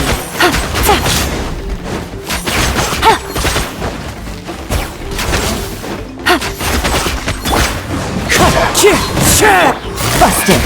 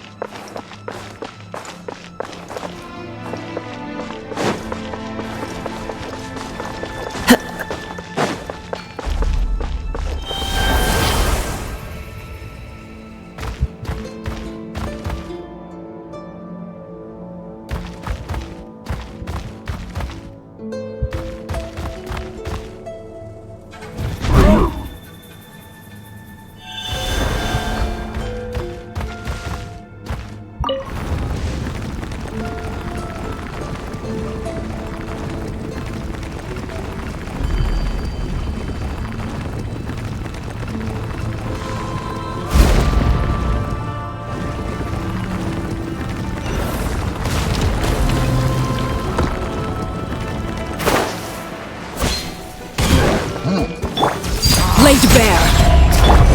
Into the wind. Quietly now. Take it easy.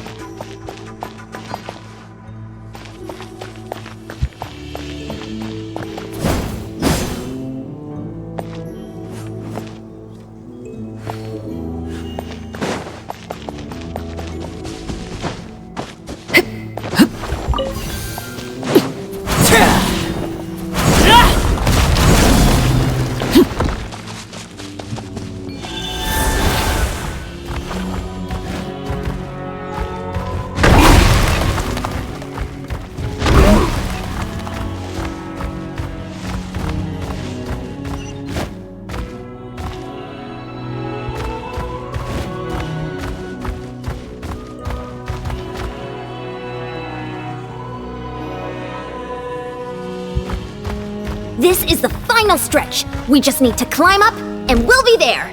Nothing to it. Easy for you to say.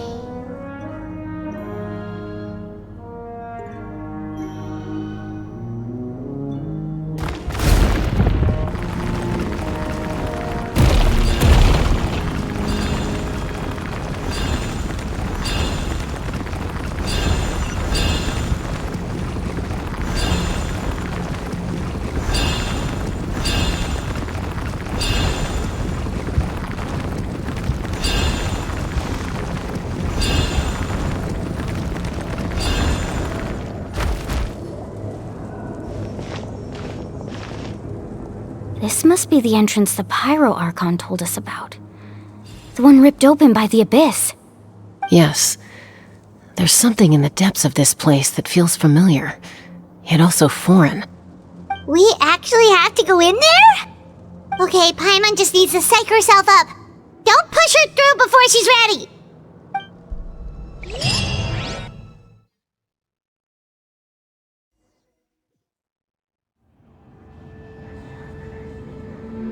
Hey! You don't have to drag Paimon! You're pulling too hard!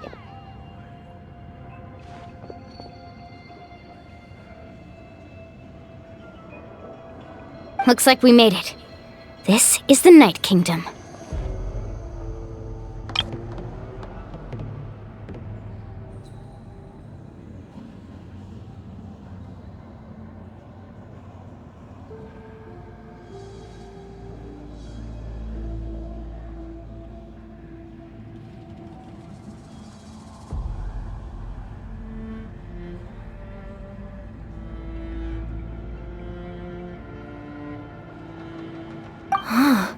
It looks so different from what I imagined in the stories.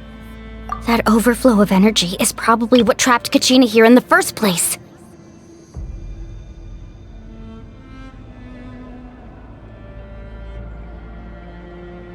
From this point forward, everything we know about the real world no longer applies.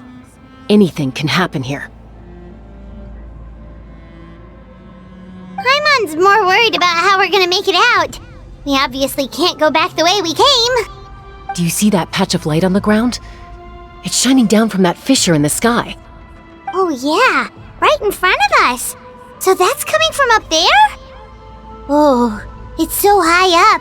Did we really fall that far down? Just like I said, our real-world knowledge doesn't apply here.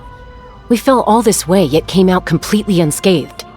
If this was the real world, we'd have to climb our way back up to the entrance.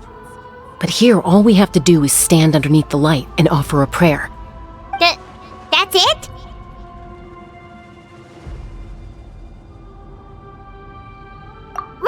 Right. We still got a job to do. So that means all we need to do is find Kachina and bring her to this location. Exactly. This light is streaming in from the real world. It's a link between the two realms. The terrain looks difficult to navigate, and the visibility's not great either. How are we supposed to find Kachina in these conditions?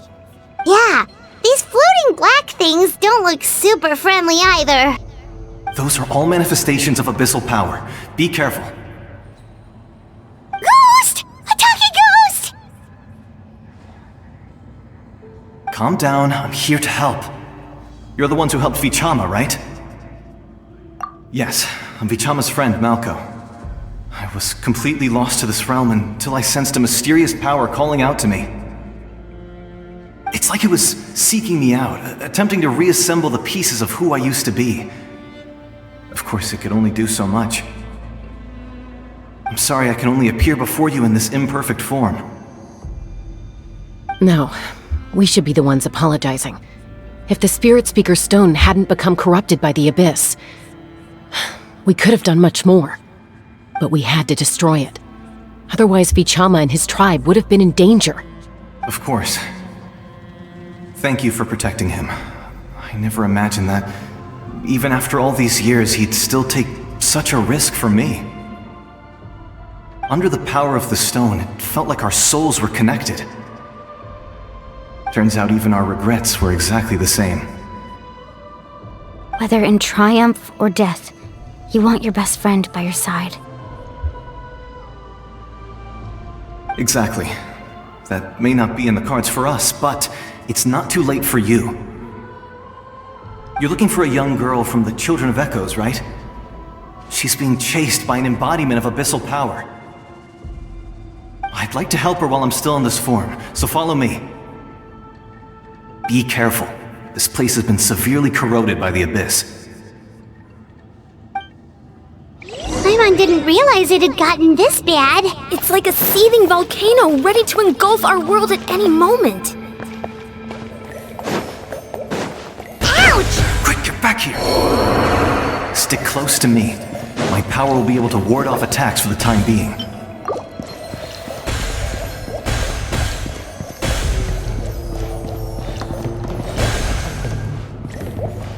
We won't be able to keep this up. Let's try another route. This way.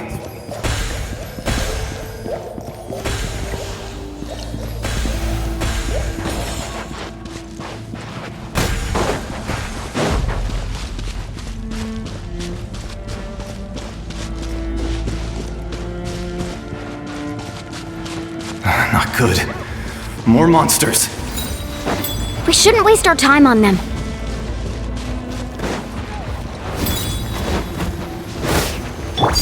Overruled! Let's light it up! Everybody stick... Busted! Here comes the catch! Wind strike!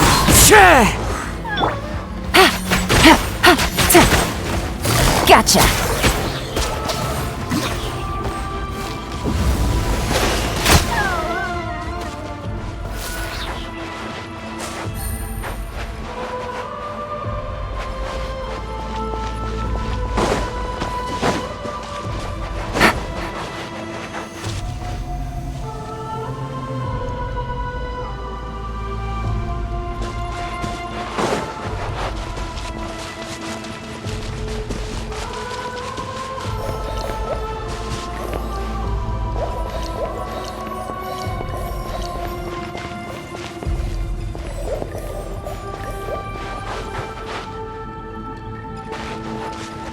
Oh, Paimon can't see anything! It's easy to get lost here. Just stick close.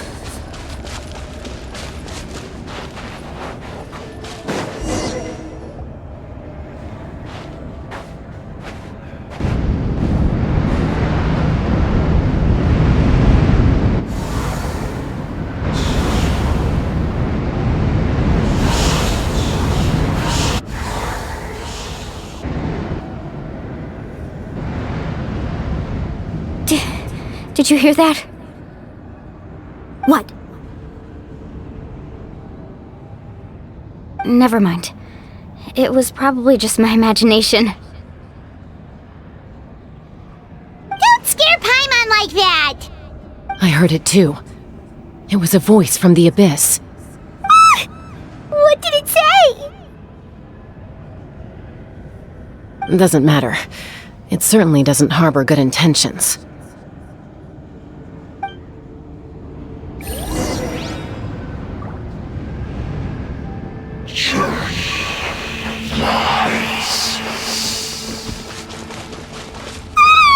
Paimon just heard it too!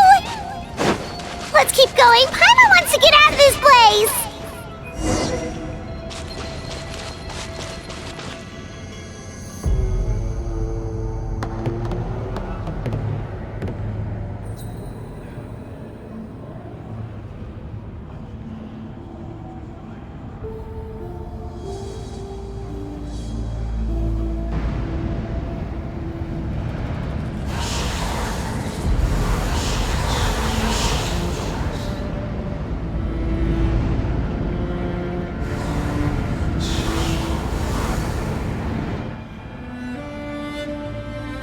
We're here, Kachina! Honey? You made it! Looks like our reunion will have to wait until we take care of these monsters. Good idea. Let's go!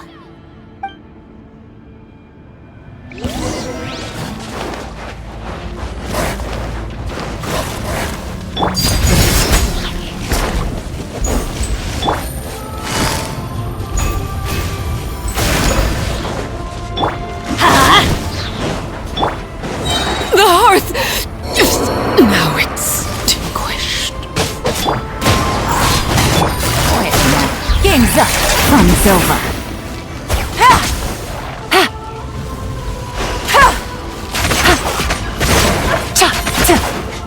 Busted.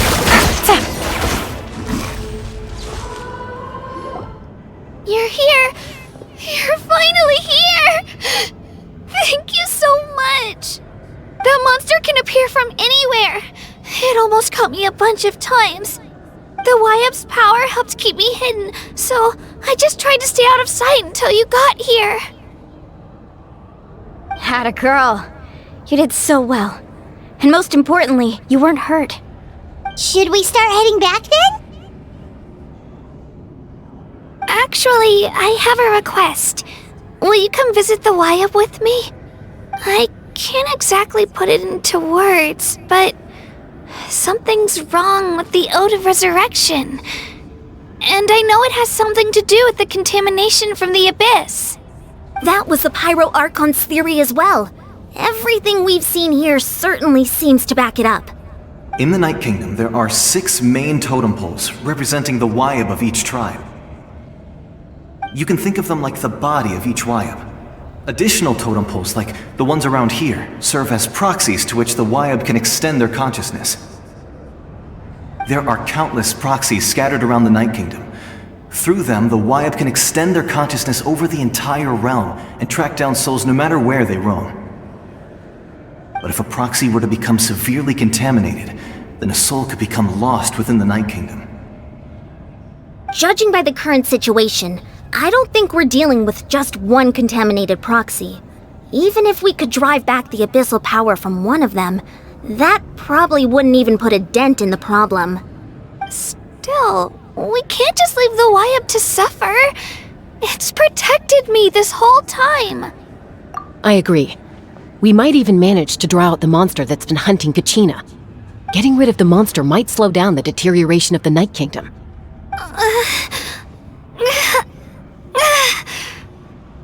Kachina? What's wrong? Nothing. Just a headache. And that voice again, telling me to abandon the Wyab and leave this place. Maybe we really should leave. Kachina's already been here for too long. No, I'm fine. I don't plan on listening to just up ahead. I'll lead the way. Besides, I can still fight, so please, help me out a little longer. Listen to me, Kachina. We'll come with you, but that's because we want to help the Wyab, not because we have something to prove. You don't have anything to prove either. It's okay if you reach your limit. We'll be there for you. All right, the sooner we get this done, the better. We've already come all this way, so we might as well try to get to the bottom of this. Let's go. This way. I'll stay here and try to stall the Abyss monster. All by yourself? That's too dangerous. It's all right.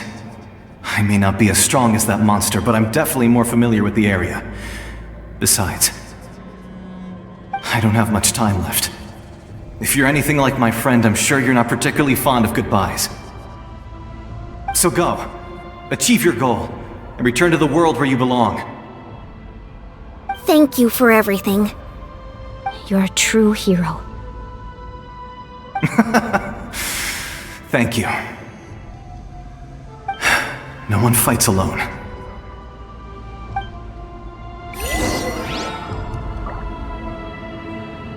Does your head still hurt? Let me help you walk. I'm fine. You should know I'm made of stronger stuff than that.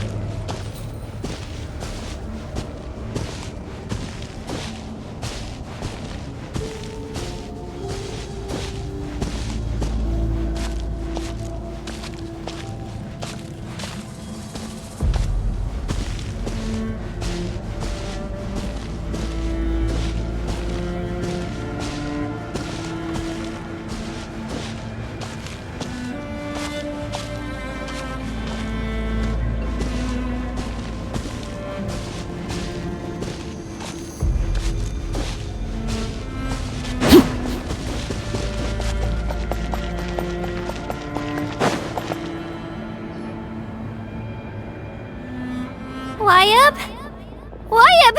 I'm back! My friends and I are here to heal you. Wyab, can you hear me? Wyab?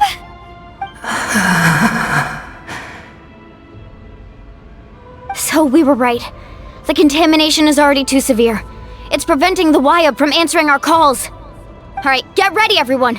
Time to purge the abyssal energy from this place. Careful. We've got company. Already? You really think that puny soul could slow me down? Courage in the face of futility is pure folly. He tried to get in my way, so I disposed of him. You killed Malco? He would have dispersed with or without me. Rather than worrying about him, I would urge you to focus on yourself. You may have defeated others of my kind in the past, but underestimate me now, and it will be to your peril. No, the power of the Abyss is intoxicating. The destruction it seeks captivates like a masterful work of art. I strive only for the opportunity to see it up close. I thought this naive little girl was an exception, but it turns out humanity is full of lambs willing to offer themselves up to the slaughter. That is the tragedy of your short lives. You understand nothing of all-encompassing power. Ancient names, pride, friendship, all empty ideas invented to give you a false sense of self-worth. They possess no power at all. The Pyro Archon created those grandiose ideals out of pure selfishness. Anything to avoid sharing power. Anything to avoid handing over the primordial gift to ordinary people like you. Don't believe me? Then ask yourself, why is the Pyro Archon strong beyond measure, while you, Kachina, remain so pathetically weak?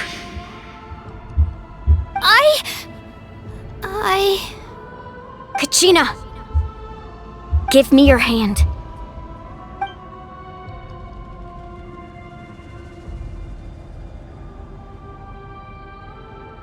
Feel that? I'm right here next to you. Thanks, Moalani. You're right. I have nothing to fear. Because I'm not alone anymore. You're right. Maybe comforting ideals don't have any power. But you also couldn't be more wrong.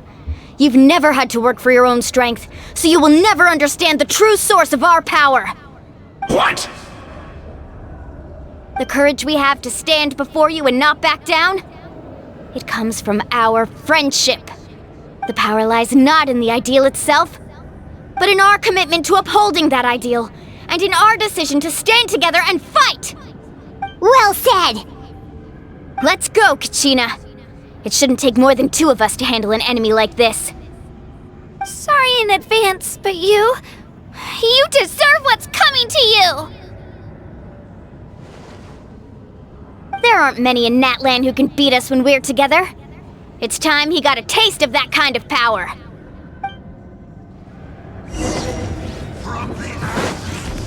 Carving waves!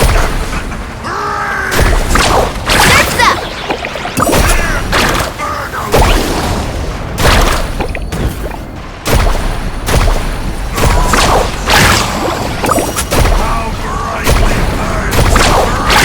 Off we go!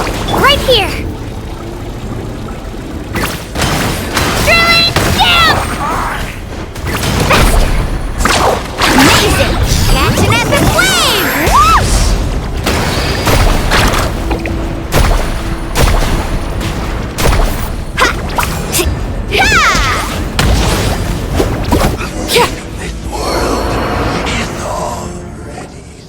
We won!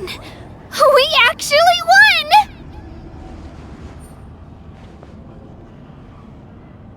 That's what he gets for underestimating you two.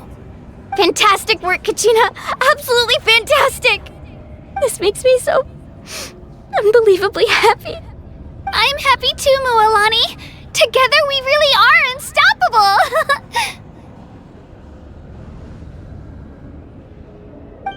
Huh? What's happening?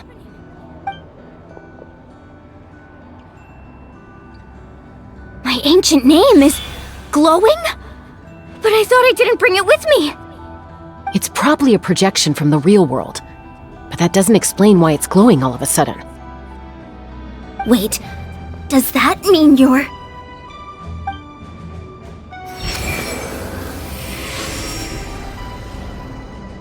That was a bold move, diving headfirst into the fire to save your friend, especially in a place so overrun with abyssal corruption. Still, seeing you pull it off was really something. Everything you said was exactly right. As isolated individuals, we stand no chance against the power of the Abyss. It took years' worth of scars and lots of unnecessary suffering for me to understand that for myself. The Pyro Archon's plan will unite us as one. Everyone has a part to play. Only then will we have the power to defeat the strongest of foes. Who are you? Tupac, a warrior from the people of the Springs. I fought against the Abyss during the invasion 500 years ago. I've heard that name before. You were the giant who saved all of Natlan.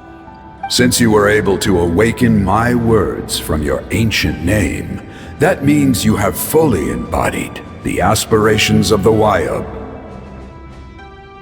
Under the name Umoja, you shall unite the tribes and save Natlan from its impending doom. Me? As long as blood still runs through your veins, even the tiniest spark of steel against stone can ignite a flame. Its blaze will become one with our vision for Natlan.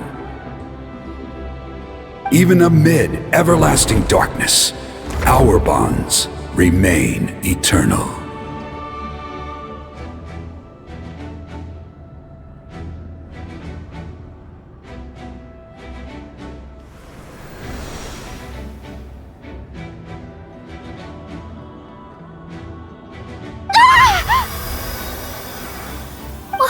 What's wrong, Moalani?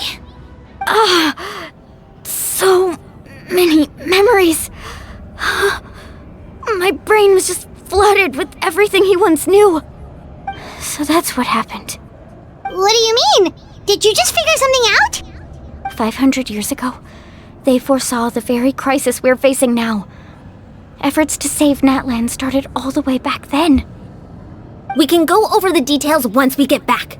We shouldn't linger here longer than we have to.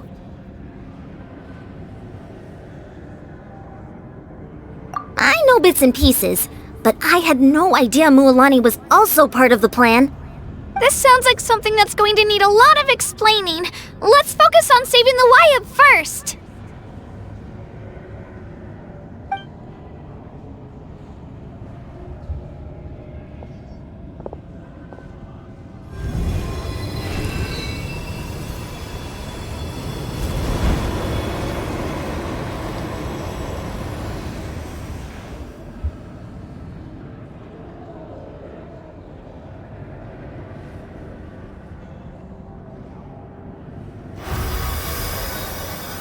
Okay, that should be enough.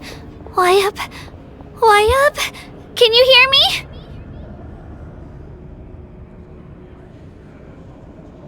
I hear your voice, Kachina, my dear child. Great. Well then, I'm afraid it's time to say goodbye. I just wanted to make sure you were okay before we leave, but we can't afford to stay here any longer. I was going to ask why you bestowed an ancient name upon someone like me, but it's okay. I'll keep searching within myself for the answer. I'll never stop trying to improve my strength. One day, I'll live up to the hero you saw in me. You are already an outstanding child in my eyes, Kachina. No matter what happens. Huh? You are all my most beloved children. It has always been my honor to protect and nurture you. Your ancient name is just that. A name. Much like your parents chose to name you Kachina, I also gave you a name, but it need not define you. Focus on who you want to be. You are already worthy of your name. Now, you need only devote yourself to becoming a better you. The story of your ancient name is for you to continue. Just like your parents, my love for you will never change, no matter what the future holds.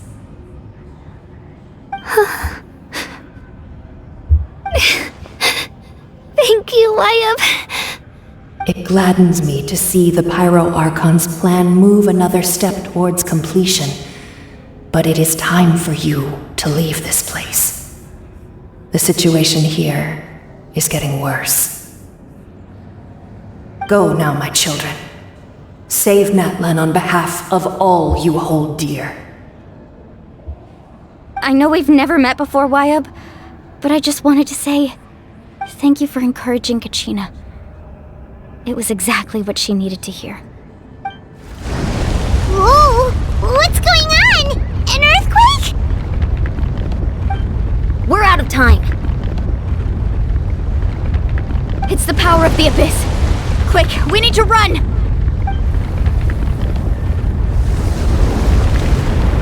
It's a Seelie! The Seelie opened the way for us!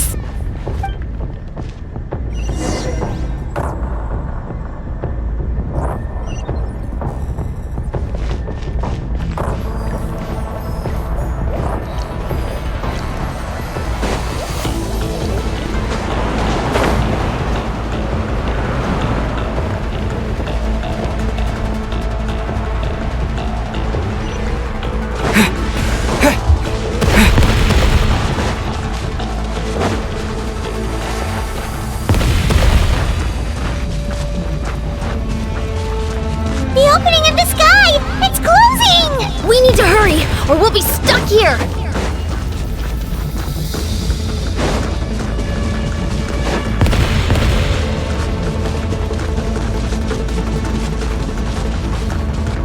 Watch out for the falling rocks! Quick, through the middle!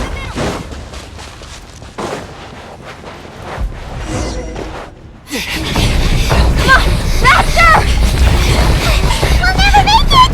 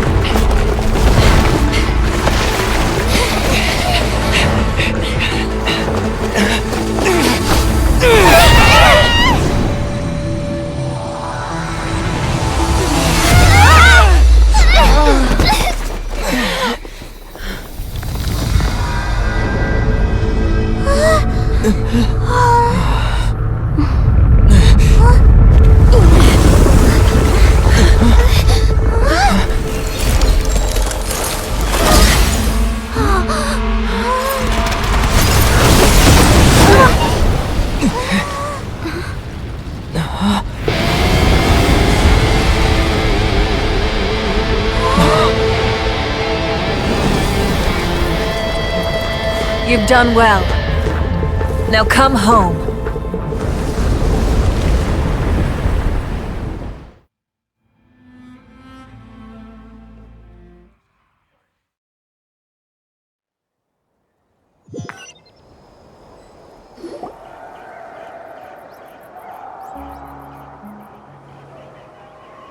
We're back! The Pyro Archon saved us. But she's not here. Yeah, didn't she say she used it all up?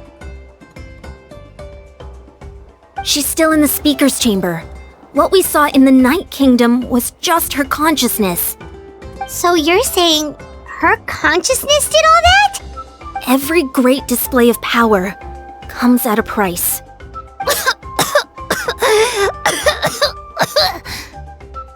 You must feel terrible, Kachina.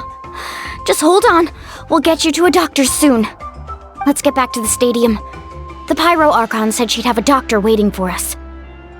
I recommend getting a full checkup, just to make sure no damage gets left behind.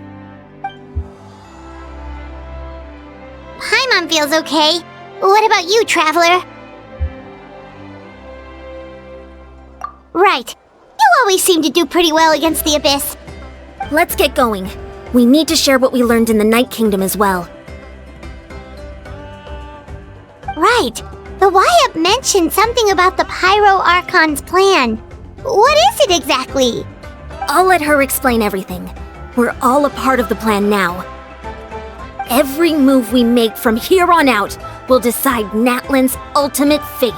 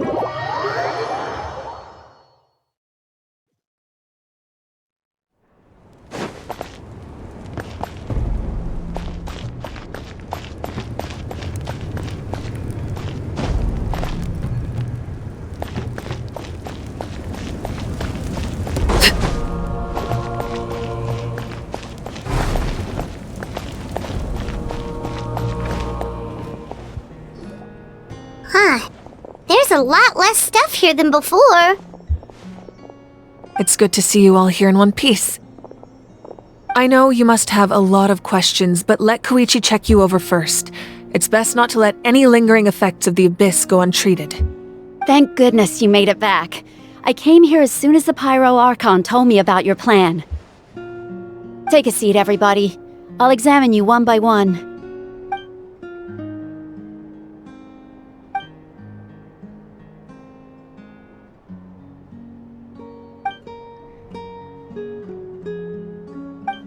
All right, that should do it for now. But just to be safe, I'll perform another checkup in a couple of days. I have to say, though, I've never seen anyone react to the Abyss like you, Traveler. It's like you're completely immune to its power. He always has been special like that. He can even purify its power. Wait, now that you mention it, Paimon doesn't think she's affected either. Given the current situation, that ability will likely play a great role in the events to come. Of course.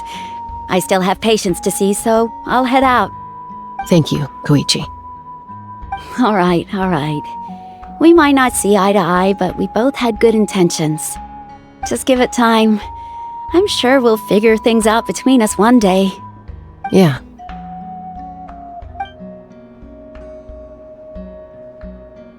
All right. There's so much to discuss, I don't even know where to begin. You've seen it for yourselves now. The devastation in the Night Kingdom. I'll get straight to the point. Natlan is on the verge of destruction. It's very possible our nation has less than a year before total devastation. Huh? No.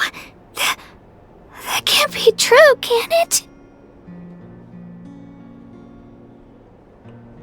That's right. But I've only ever disclosed that fact to the handful of people working with me to save this nation. Our looming destruction is not a recent development, but the inevitable conclusion of the disaster the Abyss initiated 500 years ago. Mualani told us a little bit about that. 500 years ago, all the nations of Teyvat were invaded by the Abyss. Unlike the other nations, Natlan never had stable and deep-rooted ley lines, so we suffered the worst of the invasion. The battle against the Abyss was exceedingly long and brutal. In the end, victory came at the cost of our civilization and countless lives. Even then, it took centuries of solving the disasters caused by the Abyss to finally achieve the peace we know today.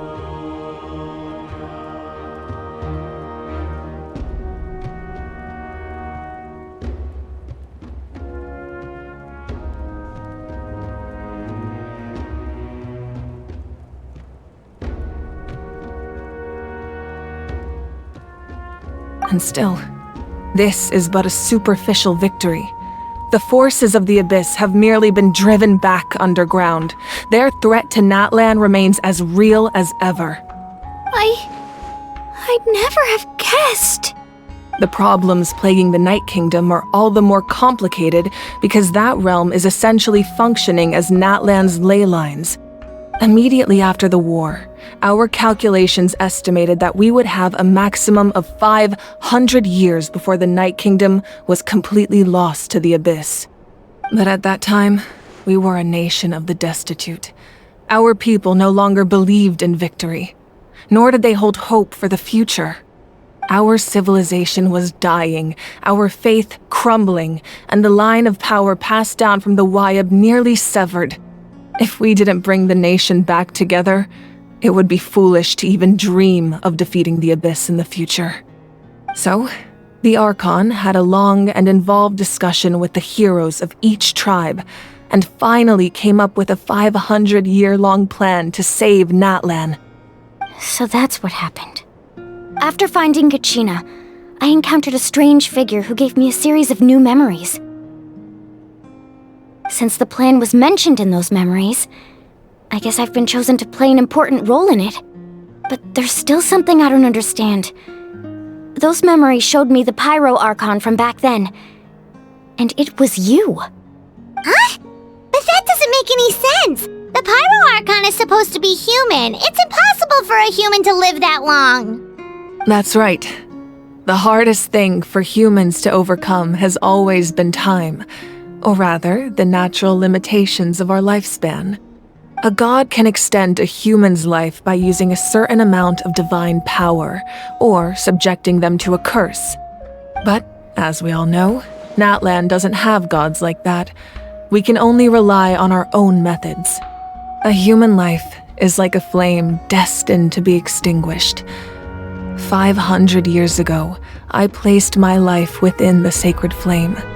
Only by dying before my time could I have the chance to wake up again. So, in other words, this is your second life? Yes. We only managed to defeat the Abyss all those years ago because the tribes came together as one. If the Natlan of the future was to have a fighting chance, the Pyro Archons that came after the war had to rebuild the decimated tribes. The goal was to reunite the people and restore the strength of each tribe's Wayab. Once a tribe was back to its full strength, the tribe's Wayab would select a hero, indicating the tribe was once again ready for war. The Chosen would then stand by my side in defense of our nation, just like great heroes of old 500 years ago. So that means I'm one of the Chosen? That's right. You bear the ancient name Umoja, the same one held by the hero from your tribe 500 years ago. It means unity. After your adventure in the Night Kingdom, I trust you've come to fully understand the meaning of that name.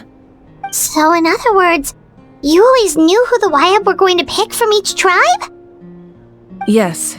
According to the plan, each tribe was supposed to have been fully restored by the time I awoke.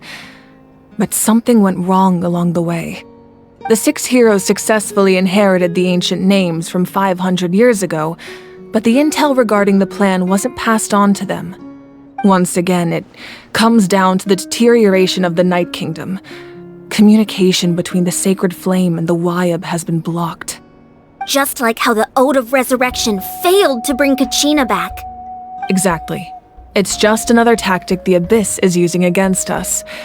The Abyss may not possess intelligence, but its methods certainly aren't easy to counter. If we want to unblock that information from being passed on, my presence alone isn't enough. The ancient name-bearer must establish a greater connection to their name. So, I've tried my best to help them from the sidelines. Currently, Shalonin of the Children of Echoes, Kinich of the Scions of the Canopy, and Iansan of the Collective of Plenty have all been acknowledged by their names.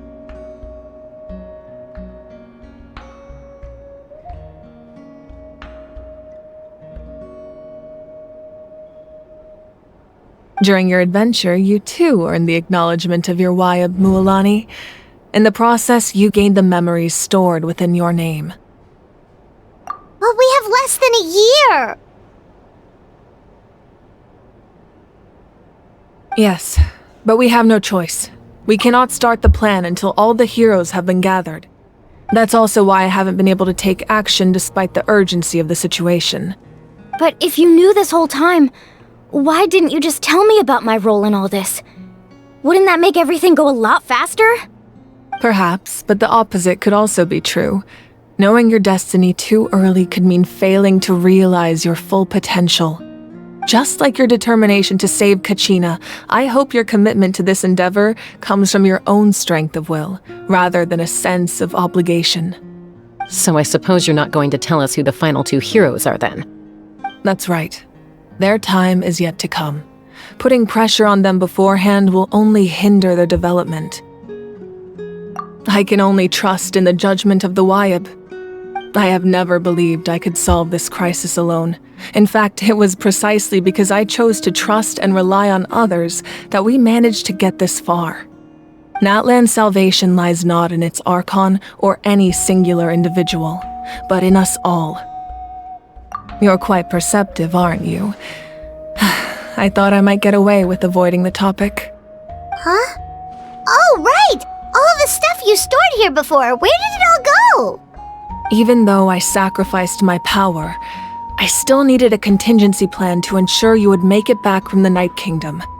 After all, I was the one who allowed you to take that risk, and Mualani has an important role to play in my plan. In addition to their sentimental value, the items I stored here held a much more important purpose: fuel. Fuel? Ah, so back then, that's why you... Yes. The stories embodied by those items are certainly important, but there's an even more significant trait they all share. Every item belonged to a hero of Natlan. Over time, they became imbued with a certain amount of contending fire from being carried in battle. On their own, each item's power is limited, but together their combined effect can prove quite useful in a dire situation. By burning those items, I was able to activate the contending fire stored within them to open the boundary between the two worlds. It was a rather crude approach, so all their power was depleted in an instant, as you can see. But weren't they all precious treasures? What about their stories? That's exactly why I dragged you all here. No matter what, I never wanted the Pyro Archon to have to use that power. Oh, I'm so sorry. You have nothing to be sorry for. You all deserve my thanks, actually. If you hadn't saved the totem pole, that area of the Night Kingdom would have been forever lost to the Abyss. And then, it would only be a matter of time before the Children of Echoes was met with disaster. Besides, when those heroes entrusted their belongings to me, or the Pyro Archon of their time, it was out of a desire to contribute to Natlan's survival. If they knew those items helped save the present-day heroes of Natlan, they would not mourn their loss. Even when you put it that way, I still feel bad. There's no need. Remember what I told you about time? The people and the events of the past are never truly lost to us. We simply carry them with us in a different form. In that sense, we didn't lose anything at all. If you still have regrets, let them fuel your resolve in the battles to come. Your deeds will become new legends and nurture new forms of power just like the items once stored here. Well, we'd still like to return the favor. Well, if that's the case, just treat me to a drink sometime. Now that Kachina has returned, we can finally hold the victory feast and celebrate your team's triumph in the Night Warden Wars. And we could all use the rest, that's for sure. Plus, you'll be able to silence everyone who doubted you once and for all, Kachina. Still, now that I know the danger we're facing, having a victory feast doesn't feel right. Try not to let it get to you. It's important to stay calm. Worrying about it will only affect your judgment. All right, you should head out. I'll join you in a bit.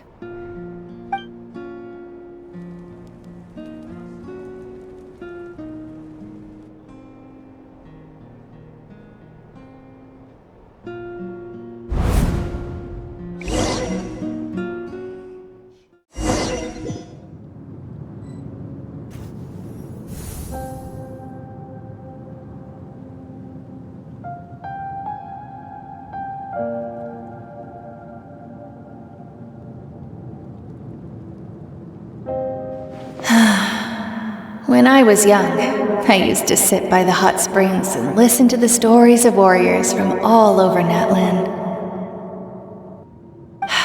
They attract people from all walks of life. Friends come easy here, no matter what tribe you're from.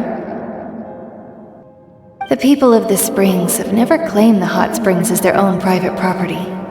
They are there to bring all hot spring buddies together. It's been really nice seeing the children of my tribe get older. It's helped me gradually understand the true value of the springs. I've witnessed their energy, their determination, their absolute passion for life. Even when they cause trouble, I never managed to hold on to my anger for long. It's unbelievable how quickly they worm their way back into my good graces. I'm certain Mualani will become a great warrior when she grows up. She possesses infinite potential. I can see it. One day, when I'm no longer in fighting form, I'll come here and tell stories to all the children, just like those warriors did for me. So, you better get busy, Pyro Archon, or I'll end up running out of stories.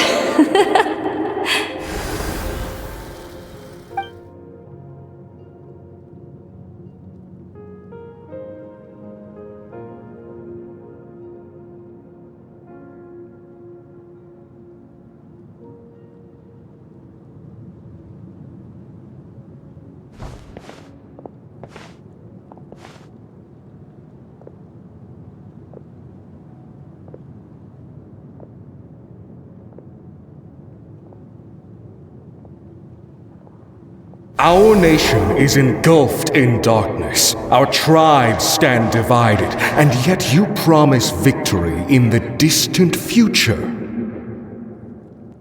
The Abyss is a cunning enemy, one that I faced in battle many times. Were that not the case, I would never understand exercising this degree of caution. My rage will never know absolution. Then my power will no longer aid you in victory. But you came to me because you knew you could convince me with just a single sentence. I understand your choice. The heroes of today will forge the path ahead with blood and fire. Just remember to earn us the victory we are owed. Otherwise, rest assured, I'll find a way to collect the debt. For Natlan.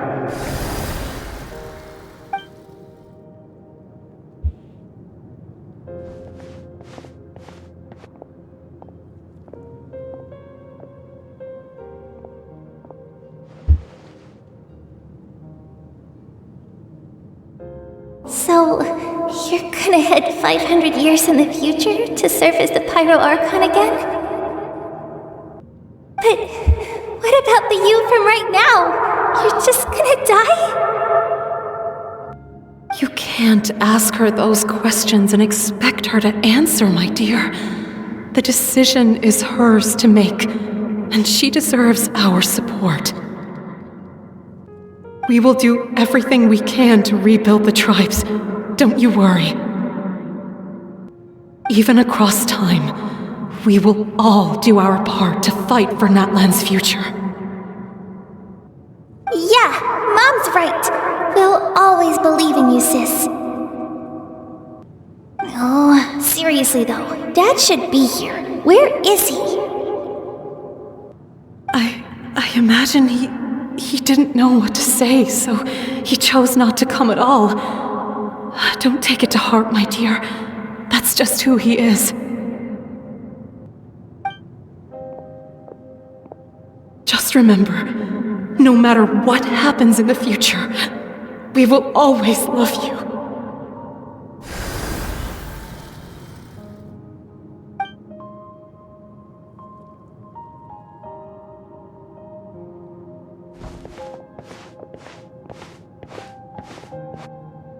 I'll come find you one day. I know I can't live that long, but I'll think of something. There has to be a way for us to meet again one day. If there's an answer out there somewhere, I'm gonna find it. So, don't forget about me.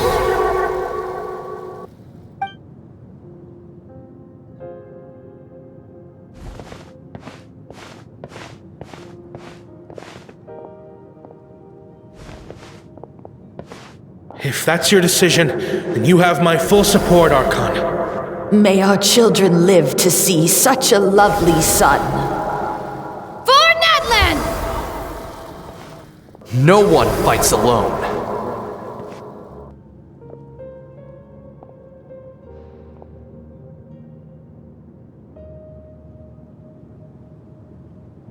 The rules are my legacy. They shall grant us the strength to overcome the next tragedy. War forged the 6 tribes, taught us how to fight, instilled in us what it means to love.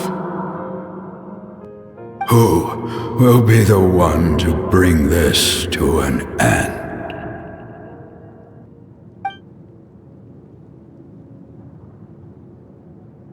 We are the inheritors of memory and legend. Those who grew alongside sun and wind. Those who forged our own destiny and future. That is Natlan's fire, the lifeblood of our nation.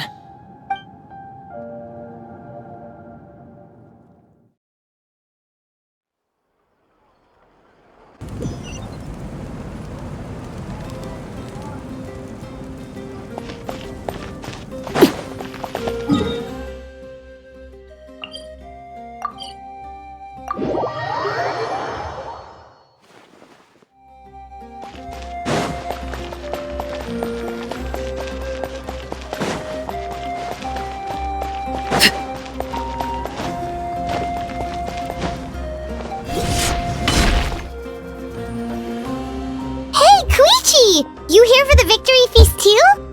Oh, no. I knew Chaska would be here, so I just came to deliver some medicine. I was about to leave, actually. No, it's not that I don't want to celebrate Kachina and the others. I'm so glad she made it back. It's just... well, I'll make things awkward if I'm around my sister right now. Well, you two had a fight, so Paimon can understand. She didn't cause any trouble during your trip, right? Yeah, she was super helpful. She gave us a lot of useful information about the Abyss. That's good.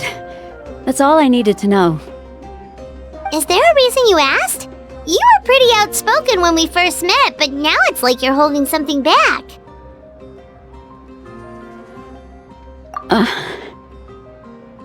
Maybe it seemed unreasonable, picking that fight with her before you left, but I did it for a reason. Her impulse to fight is extremely strong. Her mental strength helps her rein it in, but she still loses control sometimes. I had no idea what you might face in the Night Kingdom, so I didn't want to take any chances. So what you're saying is... Okay, so maybe it sounds a little stupid, but it works pretty well. It helps her keep her cool for a little while, at least. Anyway, I'm just glad you were able to make it back safe and sound. That's all I wanted. But do you really have to go that far? Can't you just talk it out? No way. Chaska never opens up about her own pain, especially to her family. She can't learn about this, or it'll be even harder to help her. I appreciate the understanding, and don't worry.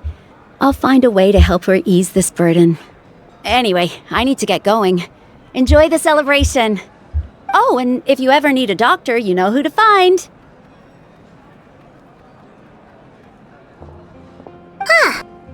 Who would have thought there was a deeper reason behind their arguing?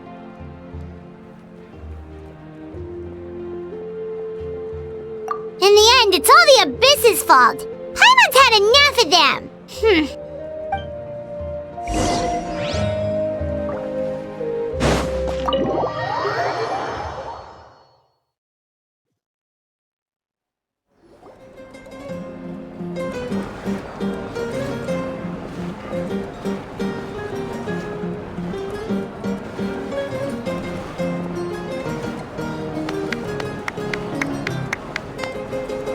Let's give a huge round of applause to our brave young warrior, Kachina! Woohoo! Well done, Kachina! Thank you, everyone! I'm so glad I finally made it! I always knew you could do it! With so much potential at your age, you have a great future ahead of you. You're one to talk. Don't think I didn't know you were the first person to abandon your team. I'll be dealing with you when we get back. I had no choice! My friend invited me, I couldn't just say no! Oh, really? So you weren't just trying to get ahead in the first round? I wasn't, I swear! I just happened to find that bearer injured in the wild, so I stopped to bandage his wounds.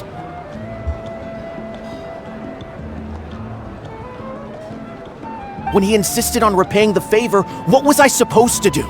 I'm just one person. I figured Kachina would have no trouble replacing me. But the fact of the matter is that after your departure, everyone else started thinking about swapping teams too. I'm really sorry, Kachina. It was wrong of us to abandon you like that. It's amazing that you still made it all the way through to the Night Warden Wars. That's the highest honor. So, what about you guys? Did you make it far? Our team captain drank too much the night before the competition and turned up late to the stadium on the day. We got disqualified.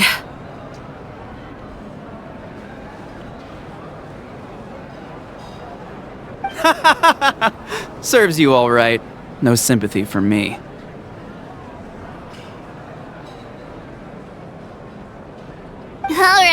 Alright. There's no need to be like that, Uncle Pakal. Dear friends, I'd like to say a few words. Firstly, I'm grateful to my friends and our great Archon for helping to bring me back. This traveler and his companion Paimon are some of the strongest people I've ever met. If they were allowed to participate in the pilgrimage, I have no doubt that they'd win the whole thing. They've agreed to let me learn from them. With their help, I believe I can become even stronger still. And let's not forget my good friends, Moalani, Chaska, Kanich, and Aeon-san. They all helped the Traveler and Paimon figure out a way to bring me back from the Night Kingdom. They too deserve to be called our heroes, so please give another round of applause for them. Thank you so much! Well said! I'll drink to that. How does it feel being a hero, Kachina? To be honest, it's a bit overwhelming. It all just feels so surreal. Well, you better get used to it! Next up, undefeated champion! Hey, please don't make fun of me.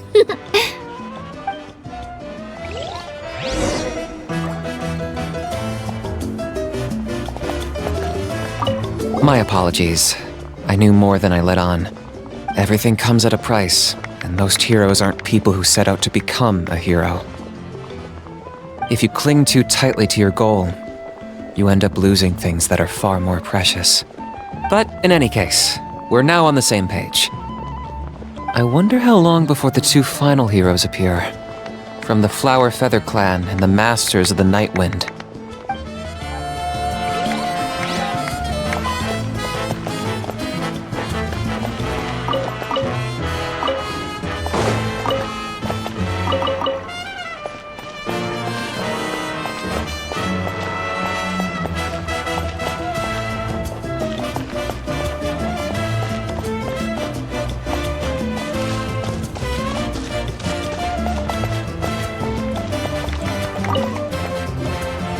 At previous victory feasts, you'd always find me in the crowd singing and dancing.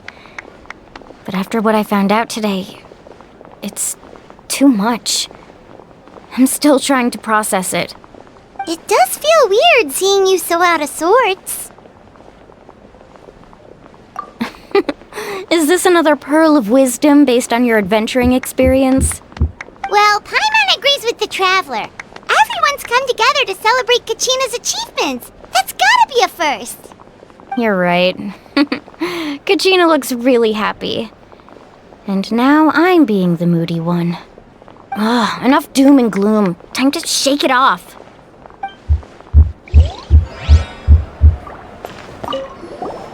I've been through so much all at once. Everything still kind of feels like a dream. Are you still feeling unwell? Nope, all better now.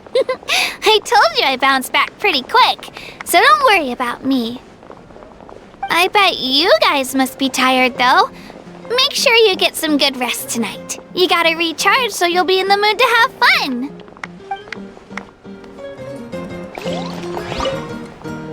Alright, Kachina. Let's party! I'm a little embarrassed. Don't be. Come on, you're the star of the show today.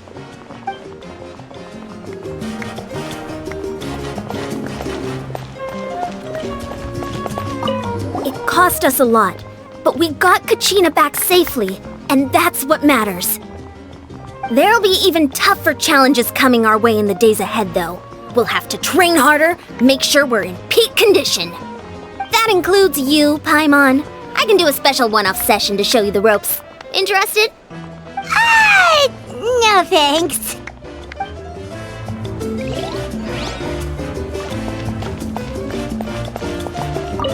It's rare to meet travelers as strong and brave as yourselves. I raised my glass to you. Anyway, my sister's already gone back to our tribe. She has patients to treat. Oh, we actually ran into her on the way here and, well, Paimon just thinks she really cares about you. Yeah, I'm planning on visiting home myself in a few days. To tell her and the rest of the family that they need to be extra careful. I just hope they take it seriously. The Abyss has likely sensed your arrival in Natlan by now. So exercise caution on your adventures as well.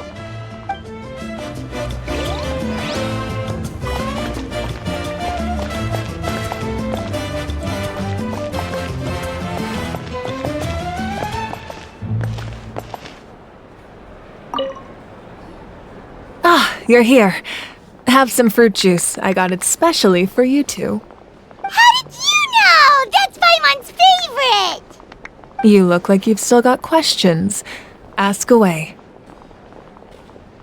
Because they had their own lives to live. The thought of telling them, abandon your families and everyone you love, and come with me to the end of time, for in 500 years Natlan will be destroyed, it seemed too cruel. You could just as easily point out that everything in this world would come to an end eventually. But life is short. And beyond a point, it just doesn't seem real. Imagine if I said, let's leave right now, and go save the sun because it'll flame out in a few million years. It would sound quite ridiculous. I couldn't make them shoulder that burden with me. Besides, every generation will have its heroes, this one included. The plan could still work without them. Or, of course, without me. But since I was the one who came up with the plan, I felt duty-bound to see it through to the end. Paimon's suddenly remembering that portrait in your room. Was that your family from back then? Yes, it was. So when you asked me who my sister grew up to be, the truth is that very little information survives. From what I've been able to piece together, I can conclude with a reasonable degree of confidence that she ended up as an architect and artist. She played an instrumental role in rebuilding the scions of the Canopy tribe, designing and building many houses. But of course, none of her buildings are around anymore. Still, it was an impressive achievement, and I'm very proud of her. You feel loss keenly. It seems to stir up feelings of regret in you. But this is something I have long since come to terms with.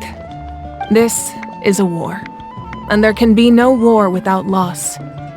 I am already far more fortunate than those who lost their lives to the Abyss.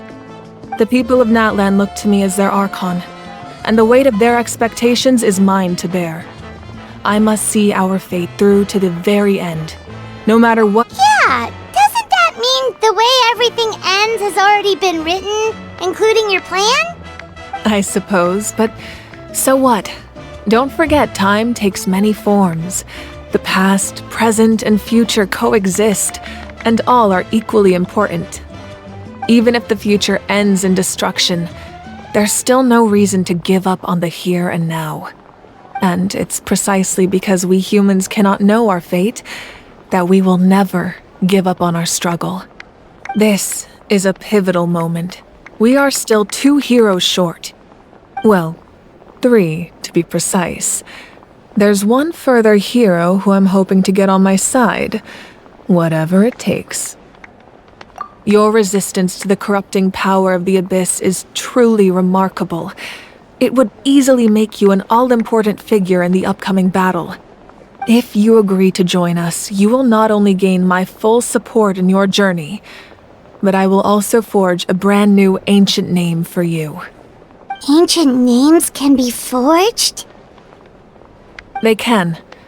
Several strict conditions must be met, but if they couldn't be forged at all, then the number of them in circulation would have long dwindled to 0.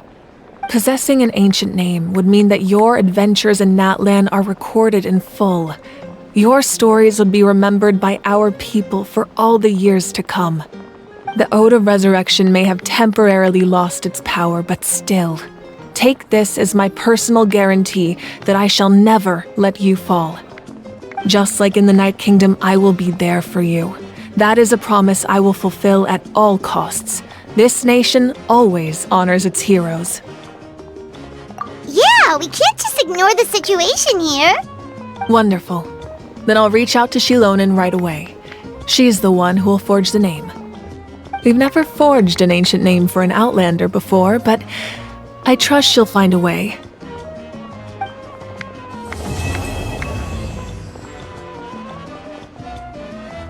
My lord, we've received word that the Pyro Archon has lost much of her power. Although your injury complicates things, this is most certainly the opportune time to seize the Gnosis. Victory and defeat are rules, not outcomes. I have never taken advantage of an opponent in a time of weakness, and I don't intend to start now. As for you, I must confess, I did not expect that little trick of yours to save the day.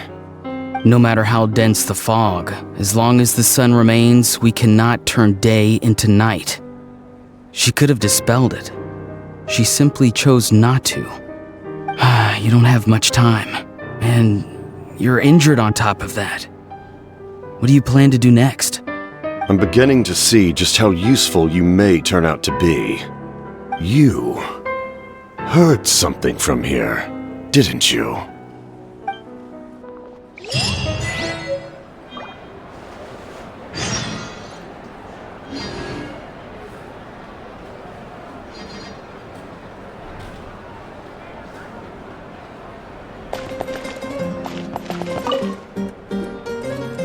Oh, something else you'd like to ask?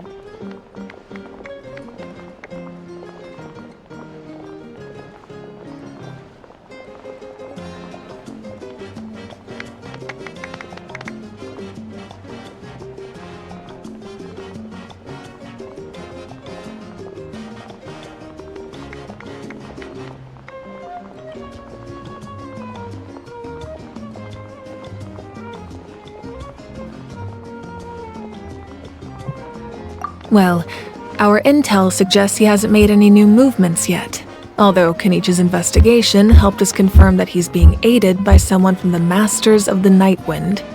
I'm getting closer to narrowing down who that may be, but it's still unclear whether this person aided the captain out of willingness or coercion.